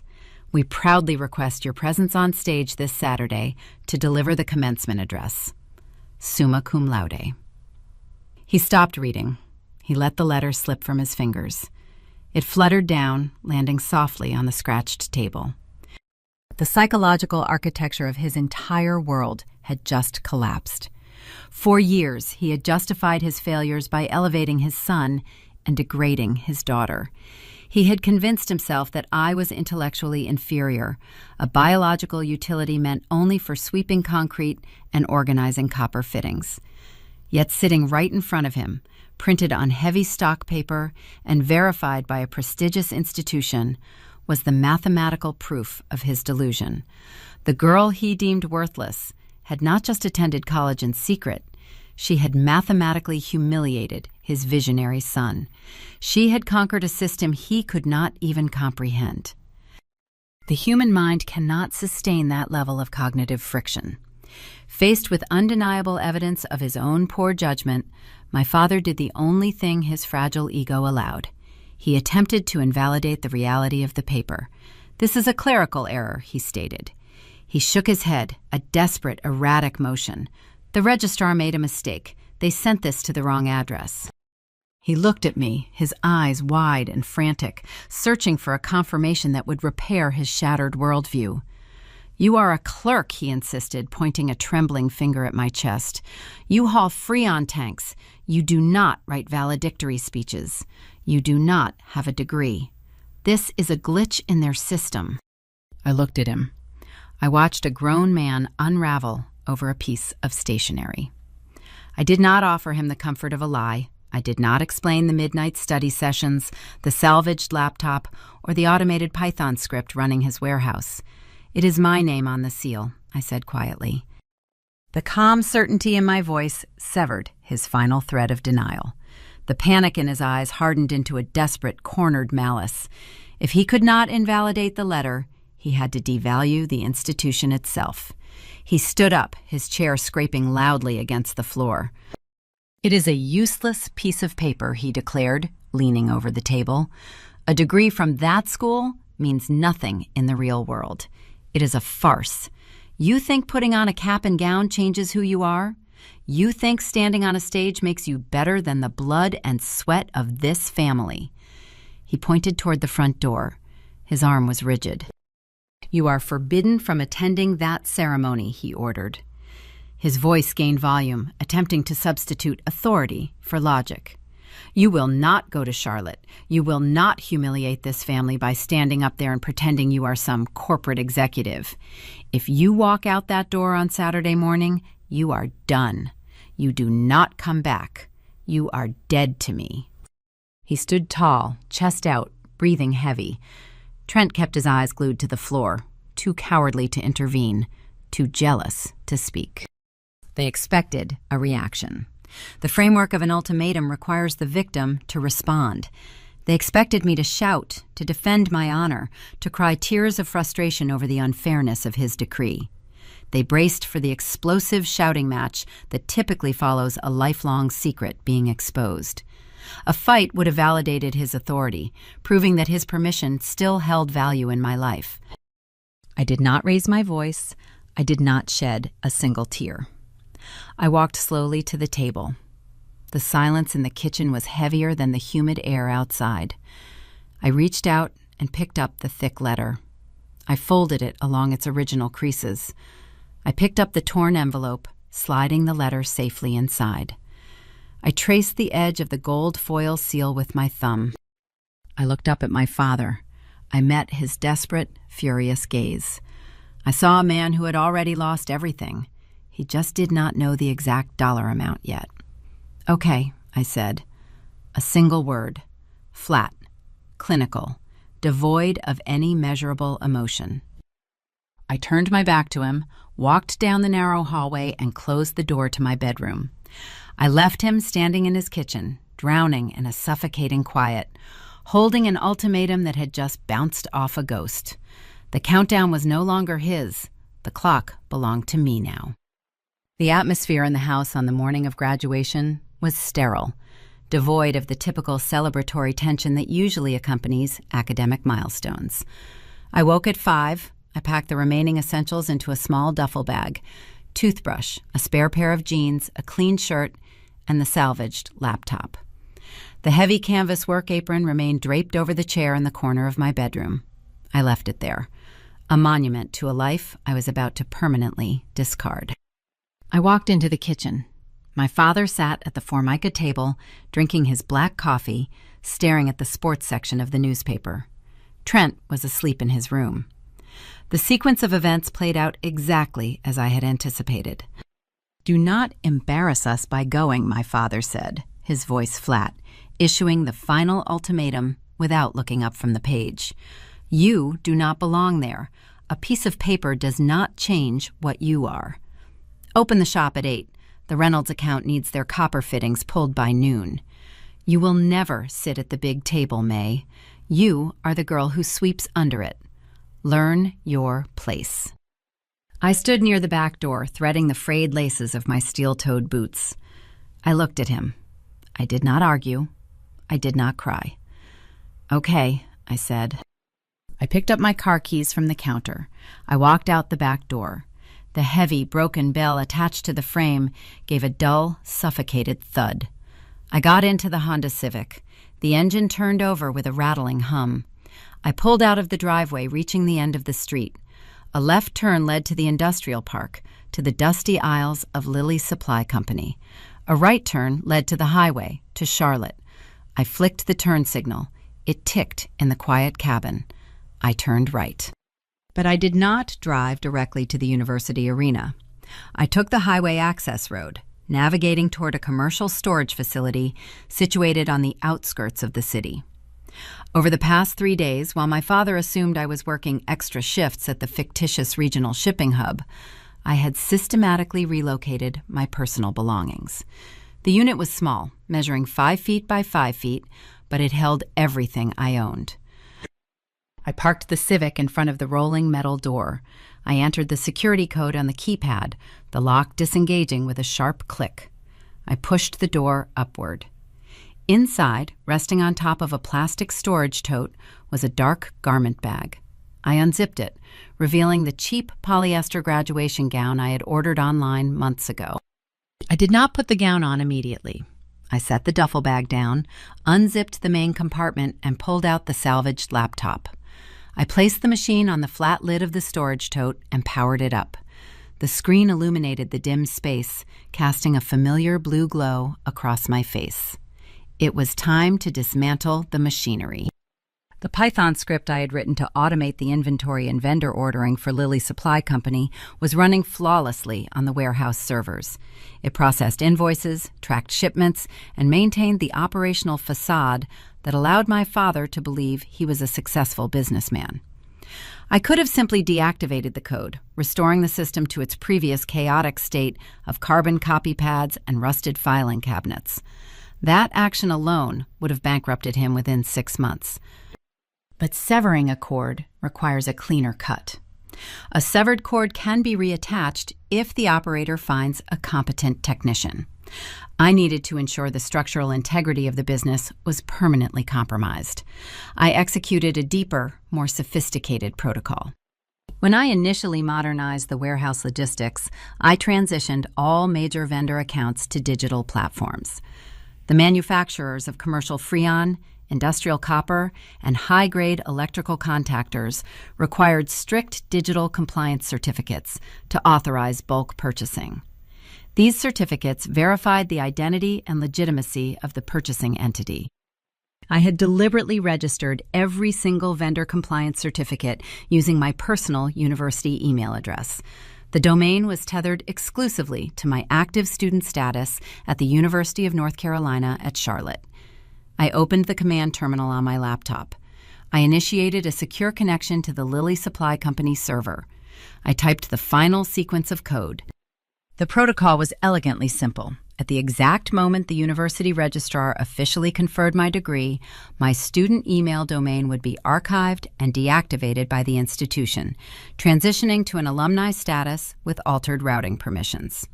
The instant that transition occurred, the digital compliance certificates tethered to Lilly Supply Company would fail authentication. The major suppliers would immediately lock the warehouse out of their digital purchasing portals. The business would not just revert to manual labor. It would be legally and systematically blacklisted by the regional supply chain. My father would be incapable of purchasing a single copper fitting to fulfill the Reynolds account. I pressed enter. The terminal executed the command confirming the sequence was locked. The trap was set.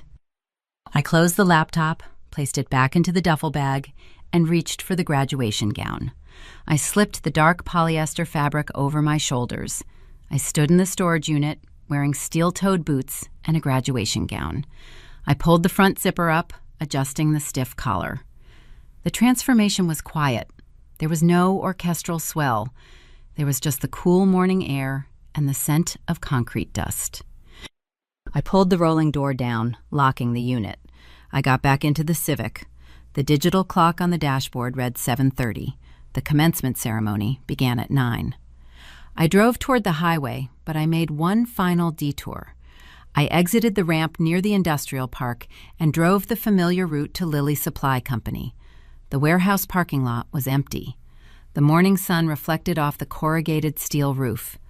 I parked near the front entrance, leaving the engine running. I walked up to the heavy glass door. I did not unlock it. I looked at the broken brass bell bolted to the metal frame above the handle. For 7 years, the dull, suffocated thud of that bell had defined the perimeter of my existence. It announced my arrival at dawn, and it marked my departure long after the sun had set. I reached up, grabbing the solid brass casing. I did not pull gently. I gripped the metal, braced my boots against the concrete threshold, and yanked downward with a sudden, violent torque. The rusted screws groaned, fighting the leverage for a fraction of a second before shearing completely out of the metal frame. The bell detached, heavy and cold in my palm. I stood in front of the glass door holding the brass bell. The silence that followed was absolute. The perimeter was broken. I tossed the bell into the nearby industrial dumpster. It hit the bottom with a sharp, resonant clang.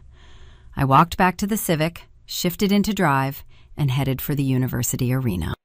50 miles away, back in the cramped kitchen, the atmosphere was volatile. My father had finished his coffee. The clock on the microwave read 8:15. He had expected the phone to ring. He had expected the Reynolds contractor to call, confirming that the inventory pull sheet was ready. He had expected the automated system to continue masking his incompetence. The phone remained silent.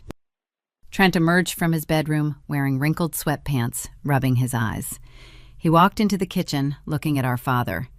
"Is she at the shop?" Trent asked, his voice thick with sleep. My father stared at the wall.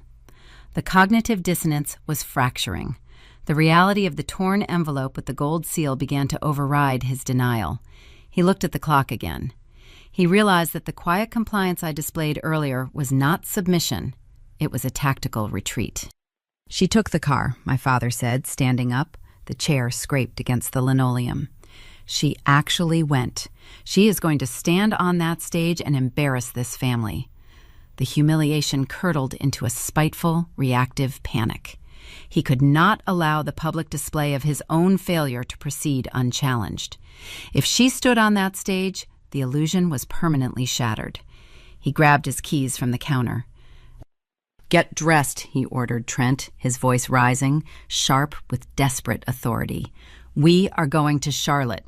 We are pulling her out of that building before she makes a fool of us in front of thousands of people." Trent did not argue. The prospect of humiliating me in a public forum energized him. He threw on a jacket and followed our father out the door. The patriarch and the expelled golden boy got into the pickup truck, fueled by a toxic combination of fragile ego and panicked suspicion, racing down the highway toward an arena built on verifiable metrics and institutional power. They were driving directly into an ambush they could not even begin to comprehend. The physical scale of the university arena was designed to intimidate. The structure was a modern cathedral of glass, polished concrete, and sweeping steel arches. It projected authority. As I walked through the designated graduate entrance, the sheer volume of the space absorbed the sound of thousands of conversations, compressing the noise into a steady, continuous hum. I joined the procession line forming in the tunnel beneath the lower seating tier. The atmosphere was charged with a restless, collective energy. Students adjusted their caps, checked their reflections in the glass panes, and whispered nervously to their peers. I stood quietly, the heavy polyester of my gown brushing against the worn denim of my jeans. My steel-toed boots felt heavy on the smooth floor. I did not engage in the nervous chatter. I observed the architecture of the event. An administrative coordinator, wearing a headset and holding a clipboard, approached the front of the line. She scanned the faces of the graduates, her eyes locking onto me. She smiled, a professional, polished expression, and handed me a heavy velvet sash. It was a deep, rich gold, contrasting sharply with the dark gown. The fabric was dense, weighted with metallic embroidery that read, Valedictorian. I draped the sash over my shoulders. The weight of the fabric settled against my collarbone. It was the physical manifestation of institutional validation. I was no longer a ghost haunting a warehouse server. I possessed verified, quantifiable leverage. The brass band seated near the stage began to play the processional march. The deep resonance of the tubas echoed off the vaulted ceiling. The line moved forward, emerging from the tunnel onto the main arena floor. 10,000 spectators filled the tiered seating circling the perimeter. Flashbulbs sparked from the upper decks. The air smelled of expensive perfume and damp wool blazers. I walked the length of the central aisle, following the coordinator toward the front row. The seating arrangement was strictly hierarchical, determined by academic performance. The front row consisted of the highest-achieving scholars from the College of Business and Predictive Analytics. I took my assigned seat directly in the center, facing the raised wooden stage. The dean of the college, a tall man with silver hair and a meticulously tailored suit, approached the podium. He adjusted the microphone. The hum in the arena silenced immediately. The transition from chaotic noise to absolute focus was immediate, a testament to the respect commanded by the institution. While the dean delivered his opening remarks, scanning the massive crowd, my gaze drifted past the stage, focusing on the main glass entry doors located at the far end of the arena floor. The doors separated the main seating area from the public concourse. I saw them. My father and Trent were pushing their way through a crowd of late-arriving parents. Their physical presence was jarring, entirely incongruous with the polished environment. My father wore his faded work jacket over a wrinkled polo shirt. Trent lagged behind him, his shoulders hunched, looking exhausted and resentful. They moved with aggressive, erratic energy, a disruptive frequency in a room governed by strict decorum. My father reached the velvet rope separating the concourse from the main floor. He did not pause. He attempted to unhook the brass clasp and step onto the carpeted aisle. He was intercepted immediately.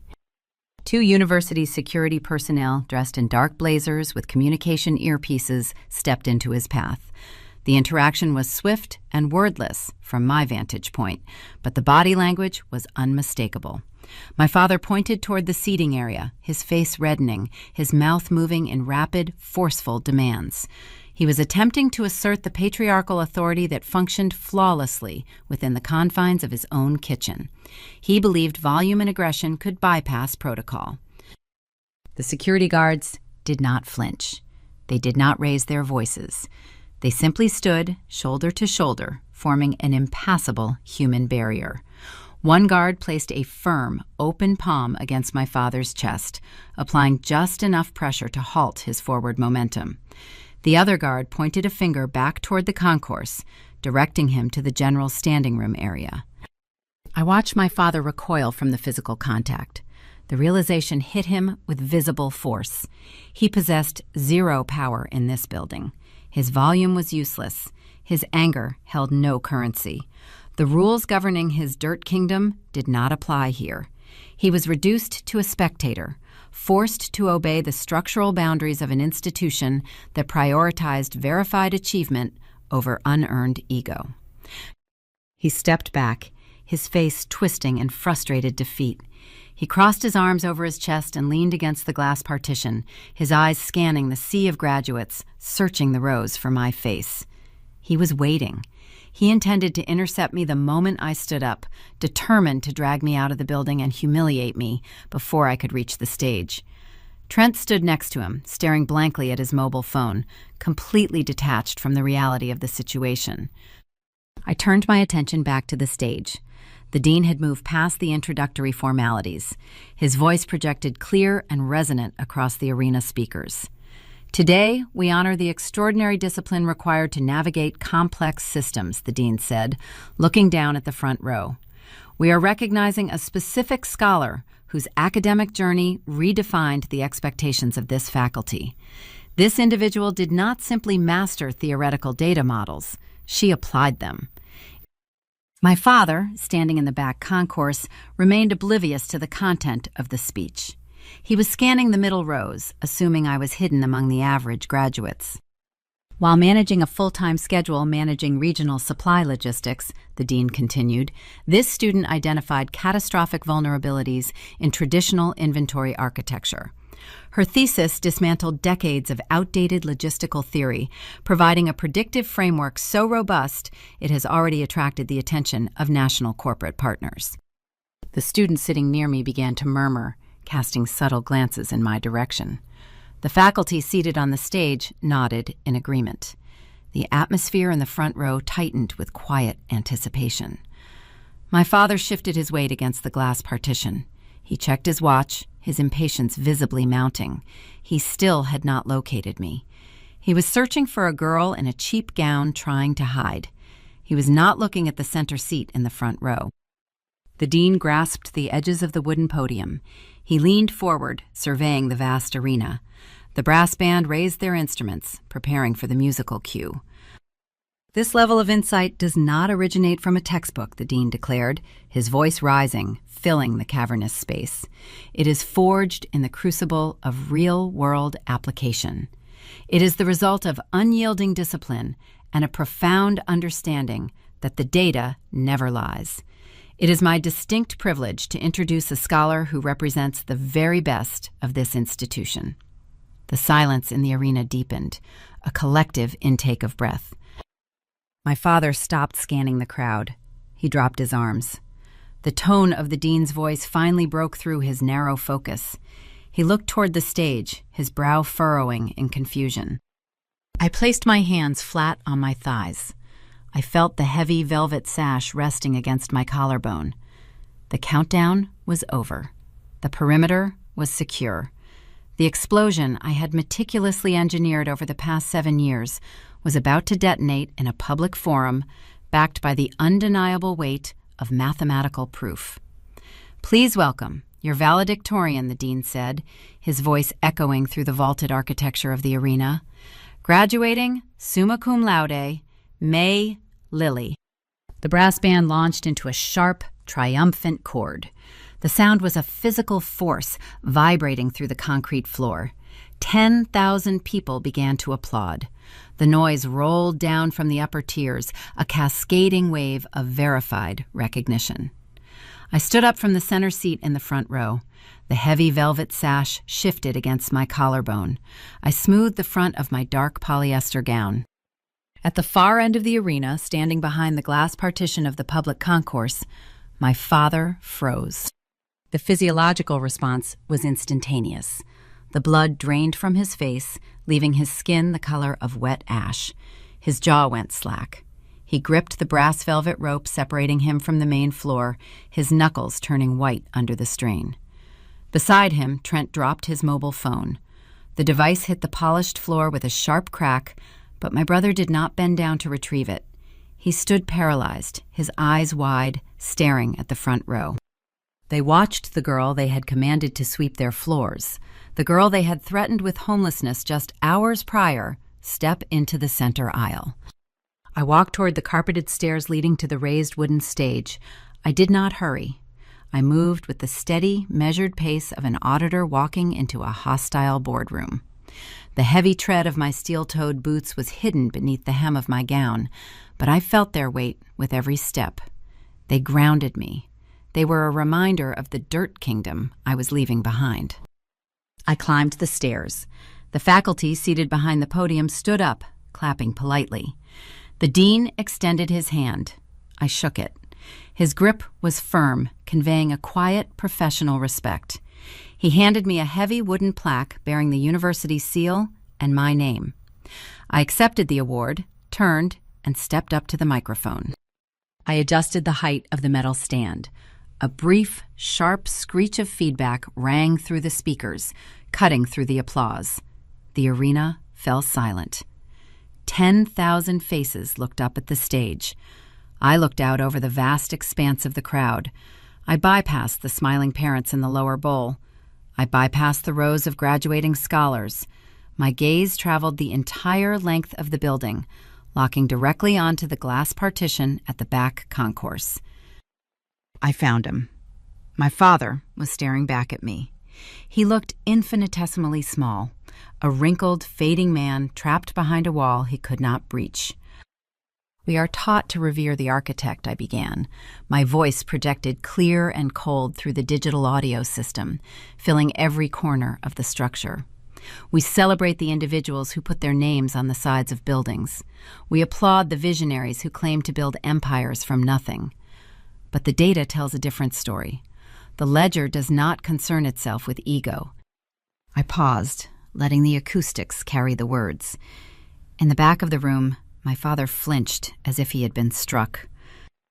"Every system requires a foundation," I continued, my tone even, surgical. "Often that foundation is hidden from the public eye. It is the unseen labor. It is the quiet sorting of variables in the dark. It is the uncompensated hours spent ensuring the machinery does not fail while the architect sleeps. There are leaders who believe they can sustain an operation indefinitely by extracting resources from those they deem inferior. They assume that withholding credentials, stealing capital, and demanding indentured servitude will cement their authority." The faculty member sitting behind me nodded slowly, interpreting my words as a profound critique of modern corporate exploitation. They recognized a sharp analytical mind dissecting traditional business hierarchies. They had no idea I was performing a public execution. "But authority built on extortion is a statistical anomaly," I said, maintaining eye contact with the glass partition. "It cannot survive long-term market forces. When a supply chain collapses, the failure is rarely sudden. It is the result of ignored metrics. It is the result of a leadership structure that values unearned loyalty over operational truth. A broken system assumes that silence means submission. It assumes the unseen laborer lacks the capacity to calculate their own worth." My father gripped the velvet rope tighter. His mouth opened, but no sound came out. He was suffocating in the institutional silence. He wanted to shout. He wanted to assert his dominance, to order me off the stage and command me back to the warehouse. But the environment neutered him.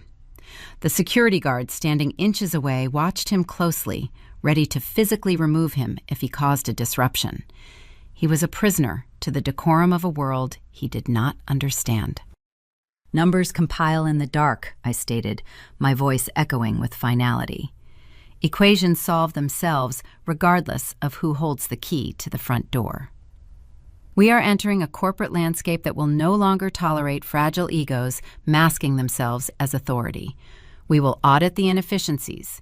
We will replace broken hierarchies with verifiable results.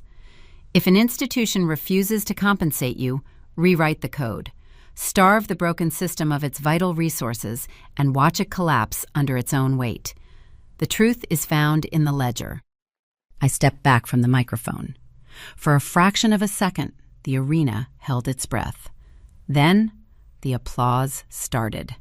It did not build slowly. It erupted. The graduating class rose to their feet. The faculty stood up, joining the standing ovation. The sound was a tidal wave, a heavy, physical force, validating every late-night study session and every stolen hour in the closet. I did not smile. I did not wave. I looked at the back concourse one final time. My father had taken a step backward, releasing the velvet rope. His shoulders slumped. The arrogant posture that defined his entire existence had vanished, replaced by the hollow realization that his dirt kingdom was built on sand and the tide had just rolled in. I broke eye contact. I turned and walked down the opposite staircase, returning to my seat. I never looked at him again. The ceremony concluded an hour later. The graduates filed out of the arena, filtering into the bright afternoon sun to locate their families. I did not join the crowded celebration on the main quad. I exited through a side administrative door, walking directly to the parking lot. I got into my Civic, tossed the wooden plaque onto the passenger seat, and started the engine. As I drove out of the university gates, the digital clock on the dashboard changed to exactly 12 noon. At that precise moment, the automated protocols within the university registrar servers executed their scheduled end-of-term tasks. My student profile was archived. My official status was updated to alumni. My university email domain transitioned to a restricted routing server, permanently disabling external corporate authentication. 50 miles away, in the empty office of Lilly Supply Company, the digital compliance certificates tethered to that email address evaporated. The major suppliers of commercial freon, industrial copper, and electrical contactors registered a critical security failure on the account. Their automated systems immediately revoked the purchasing privileges of the warehouse.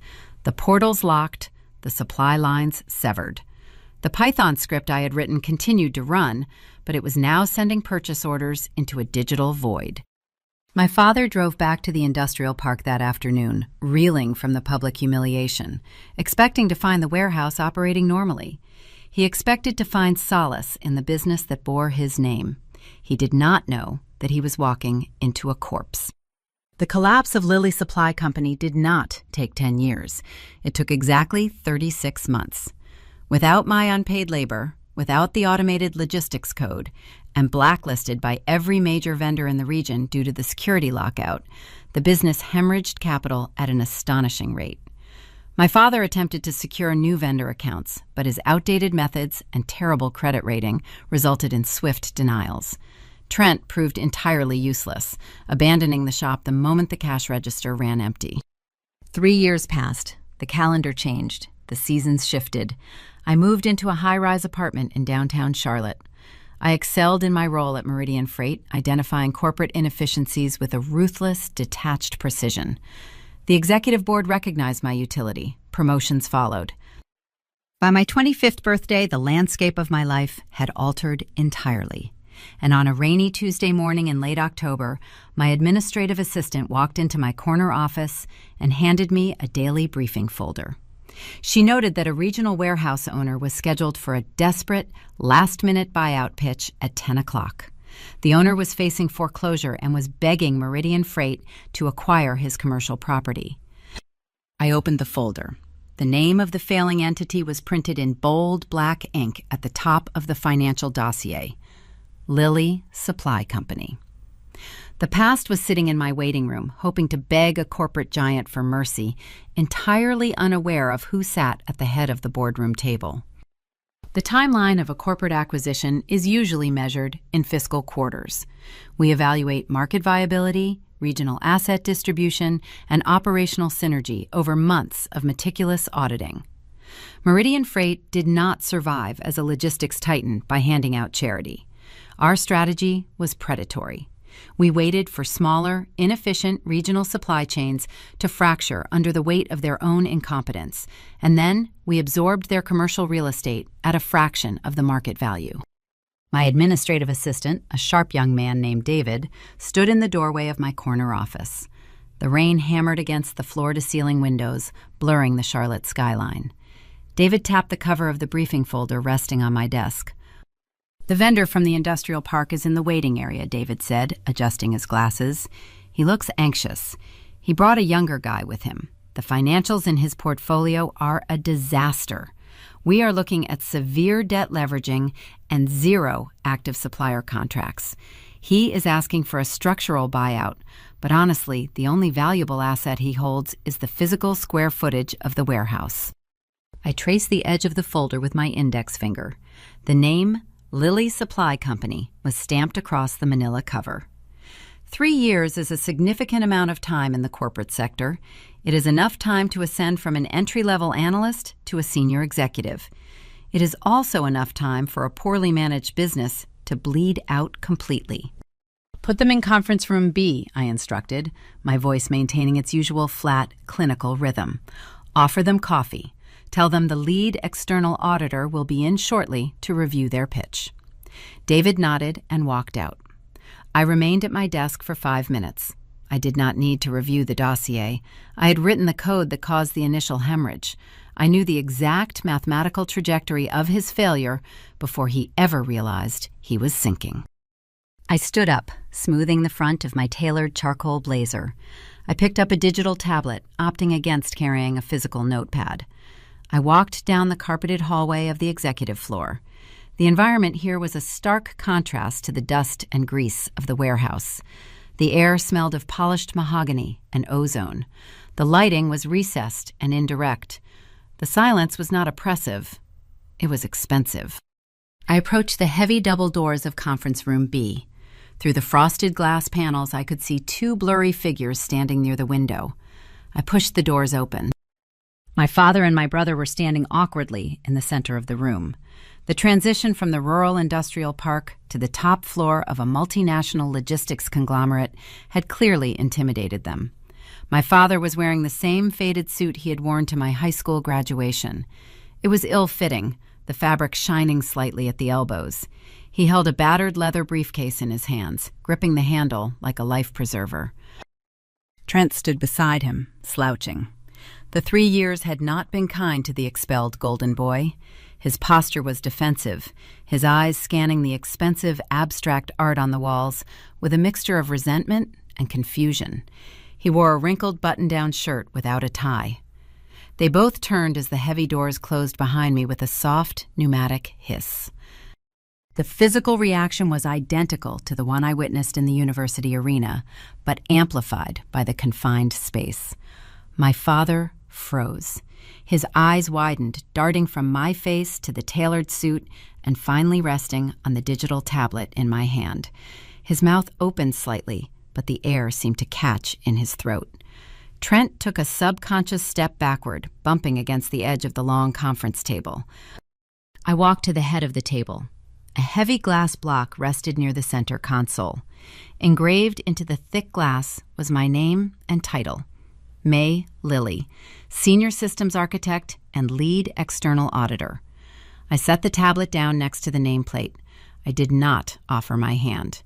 I did not offer a greeting. I stood at the head of the table, projecting the absolute authority of the institution I represented. "Please, take a seat," I said, gesturing to the ergonomic chairs opposite me. My father did not move immediately. His brain was desperately attempting to reconcile the reality of the room with the fictional narrative he had constructed over the past decade. He had driven 50 miles to beg a faceless corporate entity for financial salvation, only to discover that the executioner holding the axe was the daughter he had tried to enslave. "May," my father stammered. His voice was thin, lacking the deep, commanding resonance he relied on at the warehouse. "What are you doing here?" "I run the external auditing division for Meridian Freight," I replied, my tone devoid of inflection. "I evaluate regional acquisition targets. Your portfolio was flagged for review."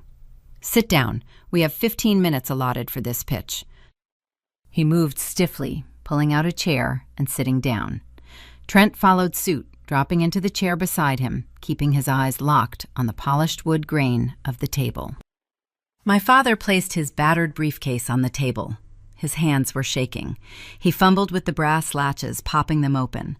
The desperate need to secure a buyout overrode his shock. He was drowning, and the corporate entity I represented was the only raft in sight. He tried to pivot, attempting to leverage the biological connection he had previously severed. He forced a weak, nervous laugh. It sounded like dry leaves scraping across concrete. "I should have known," he said, forcing a trembling smile. "I always said you were a quick learner. I taught you the basics of inventory management, and look at you now, sitting in the big office. You always did have a head for numbers, May. We are proud of you." The audacity of the statement hung in the cold, climate-controlled air.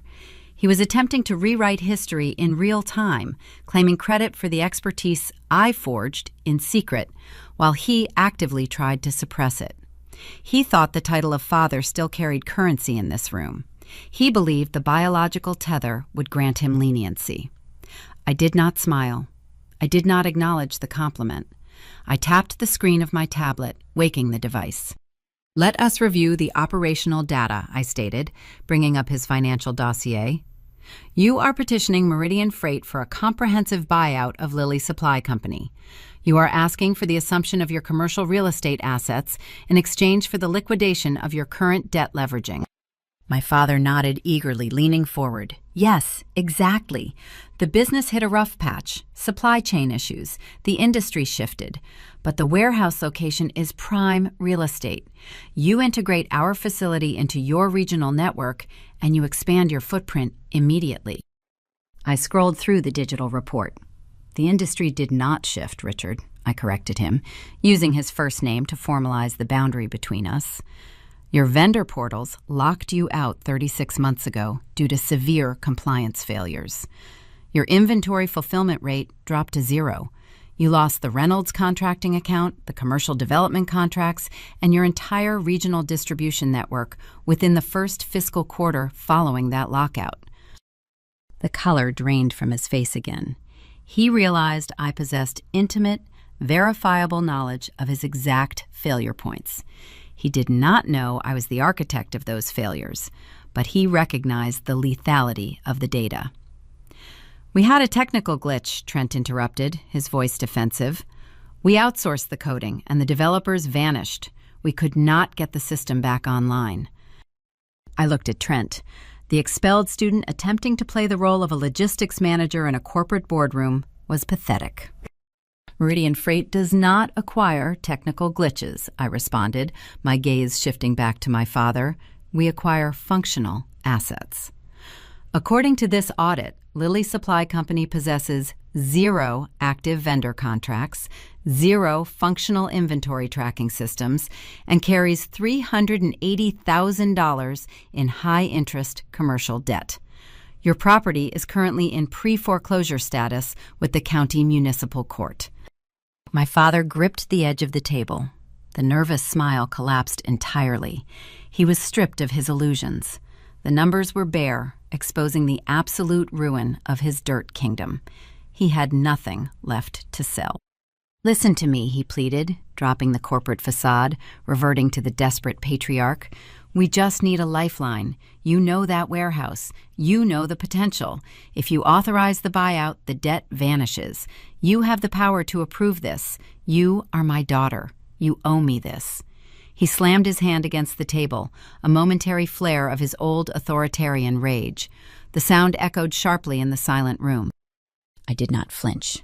I did not raise my voice. I placed my tablet flat on the table.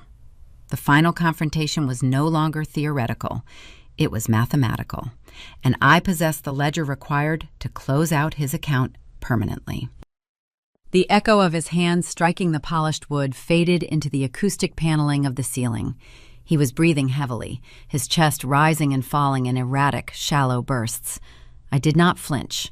I kept my hands resting lightly on the surface of the tablet. The emotional display meant nothing to the corporate framework surrounding us. A corporate acquisition requires a foundation of mutual value, I explained, keeping my vocal cadence flat and measured. Meridian Freight absorbs entities that provide logistical advantages. Your warehouse lacks structural integrity.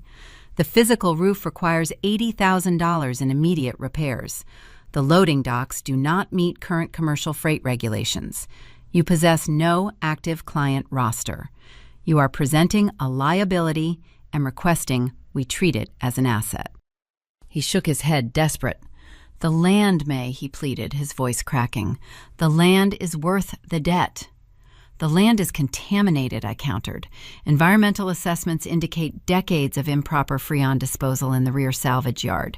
The remediation costs alone exceed the market value of the acreage. The data is definitive. Your business model is a statistical failure. He stared at me.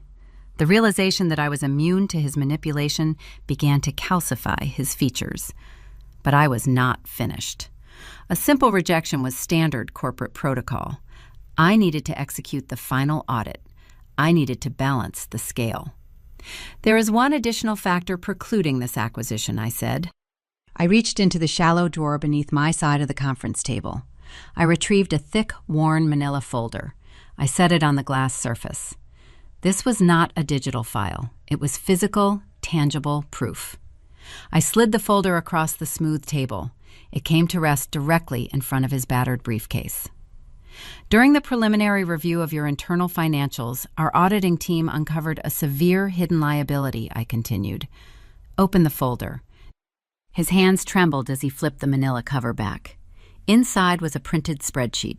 The pages were dense with rows and columns, the formatting rigid and precise. "What is this?" Trent asked, leaning over his father's shoulder to look at the paper. "That is a comprehensive ledger of uncompensated labor liabilities," I answered, locking my gaze onto my father. "It documents exactly 7 years of unpaid wages, denied minimum wage protections, missed meal break penalties, and undocumented overtime hours. The total outstanding debt owed to your former primary inventory clerk amounts to precisely $150,000, excluding compounded interest and state labor fines." My father looked at the spreadsheet. He recognized the dates. He recognized the task descriptions. He realized he was looking at the silent ledger I had built in my bedroom closet while he slept. The trap I laid when I was 16 years old had finally snapped shut on his throat. "You cannot verify this," he stammered, his voice weak, defensive. "This is fabricated." "It is verified by the exact internal delivery schedules of Lilly Supply Company," I replied. "Every hour corresponds to a signed vendor receipt from your own archaic filing cabinets. Meridian Freight cannot acquire an entity harboring 6 figures of hidden labor extortion. It violates our corporate compliance standards. The application is officially denied." The rejection was final. The safety net was pulled away, leaving him in free fall. The fragile ego, cornered by unyielding logic and backed against a wall of financial ruin, reverted to its most primal defense mechanism. He lost his composure. He stood up, his chair tipping backward and hitting the floor with a loud crack. He slammed both hands onto the table. "You ungrateful wretch," he shouted, his face turning a dark, mottled red. "You think you can sit in this fancy room and judge me? I put a roof over your head. I fed you. You owe me everything. You are nothing without my warehouse." His volume was deafening in the small space, a frantic attempt to assert the patriarchal dominance he had relied on for decades. But this was not his kitchen. This was a glass boardroom secured by corporate infrastructure. I did not move. I pressed a silent button mounted under the edge of the conference table. Within 10 seconds, the heavy double doors opened. 2 Meridian Freight security officers stepped into the room. They wore tailored black suits, their posture radiating calm, trained authority. They flanked the doorway, waiting for my directive. "Escort these gentlemen to the lobby," I instructed. My father looked at the guards. He looked at the vast, intimidating reality of the corporate machine that had just neutralized him. His chest heaved. He realized he had lost the battle, the war, and his entire kingdom. He reached down and snatched up his battered briefcase. He needed to salvage a final fragment of his pride. He needed to prove he was still the architect of the situation. He straightened his faded jacket, forcing a tight, trembling smirk onto his face. "My daughter always was a quick learner," he said to the security guards, attempting to sound like a proud, magnanimous teacher indulging a rebellious student. I picked up the rubber rejection stamp resting near my tablet. I pressed it into the red ink pad, then brought it down onto the cover of his financial dossier with a sharp, decisive thud. "I am," I replied, my voice slicing through the remaining tension in the room, "and the data shows your company is a bad investment.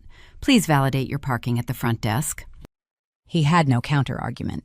He turned and walked out the door, his posture defeated, his legacy reduced to a rejected folder left on a glass table. Trent followed closely behind him, his head hung low, a failed golden boy stepping out of a world he would never inhabit. The heavy doors closed with a soft pneumatic hiss, sealing them out of my life permanently. The aftermath unfolded exactly as the predictive models dictated. Lilly Supply Company entered foreclosure 3 weeks later. The bank seized the warehouse, liquidating the rusted inventory at auction to cover a fraction of the outstanding debt. My father was forced to declare personal bankruptcy, retreating to a small rented apartment on the outskirts of the county. He lost his truck, his property, and his unearned pride. The trajectory for Trent was equally poetic. Devoid of a formal education and lacking the protective umbrella of his father's business, he was forced to enter the general labor market. My brother, the visionary who was handed every advantage, eventually secured employment at a local retail hardware franchise. He wears a heavy canvas apron. He hauls 50-pound bags of concrete mix and organizes brass pipe fittings. He stands behind a dusty counter for 12 hours a day, earning minimum wage, serving customers who do not look him in the eye. The universe possesses a distinct talent for balancing the scales when you leave the math alone. The architecture of my life is no longer defined by the dull thud of a broken brass bell. It is defined by the choices I make and the boundaries I enforce. I return to my high-rise apartment in downtown Charlotte just as the sun begins to set. The living space is expansive, featuring floor-to-ceiling windows that overlook the vibrant city skyline. The air is cool and clean. I walk out onto the glass balcony. I fill a small copper watering can and tend to a row of potted ferns and green vines, thriving in the evening light. They grow steadily, rooted in a foundation that I cultivate with care and precision. I step back inside and sit on a comfortable linen sofa. The apartment is quiet, but it is not the suffocating silence of a trap. It is the deep, restorative quiet of true autonomy. I reach onto the glass coffee table and pick up a paperback novel. It contains no statistical models. It holds no supply chain algorithms or financial ledgers. It is a work of fiction, a story I chose simply because I wanted to read it. I open to the first page. I take a slow, deep breath, letting the tension of the past dissolve entirely into the background. The numbers have all been calculated. The variables are balanced. The ledger is closed. There is a quiet, invisible architecture to every family. From the outside, a house is simply a structure of timber, drywall, and glass. But inside, it is a complex, breathing ledger of debts, investments, expectations, and resentments. The story of the Lilly family is not merely a tale of corporate revenge or academic triumph. It is a profound study of what happens when the foundational contract of parenting is breached. It forces us to examine the heavy responsibilities we hold when shaping the next generation, particularly within the framework of modern American culture, a culture that relentlessly champions merit, yet so often falls victim to the blind spots of unearned ego and inherited entitlement. When we look at Richard Lilly, we see the tragic flaw of a parent who views his children not as independent human beings to be nurtured, but as utilities to be managed. Parenting, at its core, requires a delicate equilibrium of authority, emotional awareness, and profound honesty. In a healthy traditional family structure, the hierarchy exists to provide safety and guidance. The parent holds the power because the parent bears the ultimate responsibility for the child's well-being. But when that authority is stripped of empathy, it ceases to be guidance. It becomes extortion. Richard failed his children in two distinct, devastating ways, creating a perfect binary of parental malpractice. First, consider Trent. In American society, we frequently discuss the concept of legacy, the desire to build something enduring and pass it down to our heirs. It is a noble pursuit rooted in the American dream. However, Richard confused legacy with nepotism. By shielding Trent from accountability, by handing him the keys to a Jeep he did not earn, and praising an intellect he did not possess, Richard engaged in a cruel form of psychological sabotage. He believed he was elevating his son, but he was actually stripping Trent of the resilience required to survive in the real world. Fairness in parenting does not mean shielding a child from the consequences of their actions.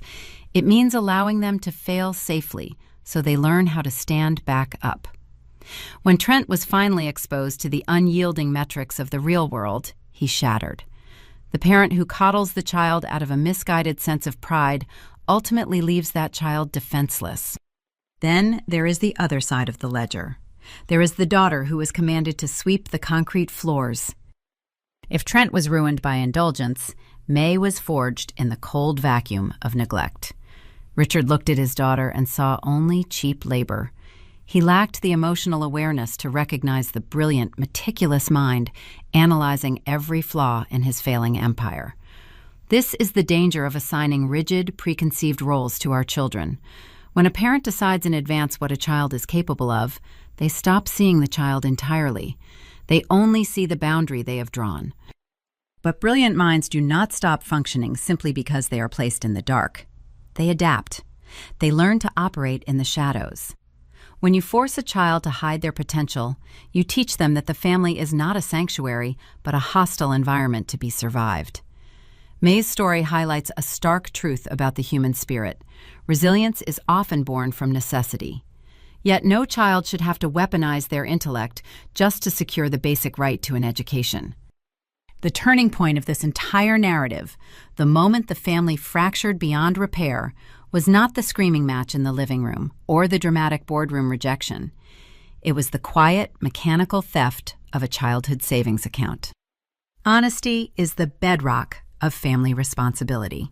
When an 8-year-old hands a $10 bill to her father, she is not just depositing currency. She is depositing her absolute trust. When Richard drained that account to cover the legal fallout of his golden boy's recklessness, he did not just steal $8,000. He declared moral bankruptcy. He proved that the rules of fairness did not apply under his roof. In American culture, we place a heavy emphasis on financial independence and the reward of hard work. To steal the physical manifestation of a child's labor is to sever the deepest psychological tether between parent and child. It teaches the child that the world is inherently predatory and that the predator sleeps down the hall. We must ask ourselves what kind of ledgers we are keeping in our own homes. Are we raising our children with the emotional awareness to recognize their unique strengths? Are we holding them accountable with fairness and honesty? Or are we playing favorites to soothe our own insecurities? The traditional family structure is a powerful vessel for shaping character, but only if it is built on a foundation of mutual respect. When respect is absent, the structure becomes a trap, and as the story demonstrates, those who are trapped will eventually learn how to pick the lock. These are the quiet, often painful truths that resonate behind closed doors in neighborhoods across the country. They are the stories of survival, of balancing the scales, and of finding the courage to walk away from the systems that refuse to value us. If you found a piece of your own history reflected in this narrative, if you understand the silent strength it takes to break a generational cycle, then you belong with us. Drop a comment below to share your own experiences, and make sure to follow the channel Revenge Order. We are building a community dedicated to the pursuit of quiet justice and the profound clarity that comes when the truth finally comes to light. As the screen fades to black on May Lily reading a book in her quiet, sunlit apartment, we are left to confront the echoes in our own lives. We all grow up within the walls of a specific architecture. Some of us are handed the keys to the front door, while others are forced to find the hidden exits. But eventually, the children grow up, the house falls silent, and in that silence, every parent is left to face the ultimate audit of their choices. You must ask yourself, when the day comes and the ledger is finally balanced, will the children you raised return to the table to sit beside you? Or will you find yourself sitting alone in a glass room, wondering how the machinery you built managed to lock you out of your own life? The numbers always add up in the end. The only question is which side of the equation you will be standing on.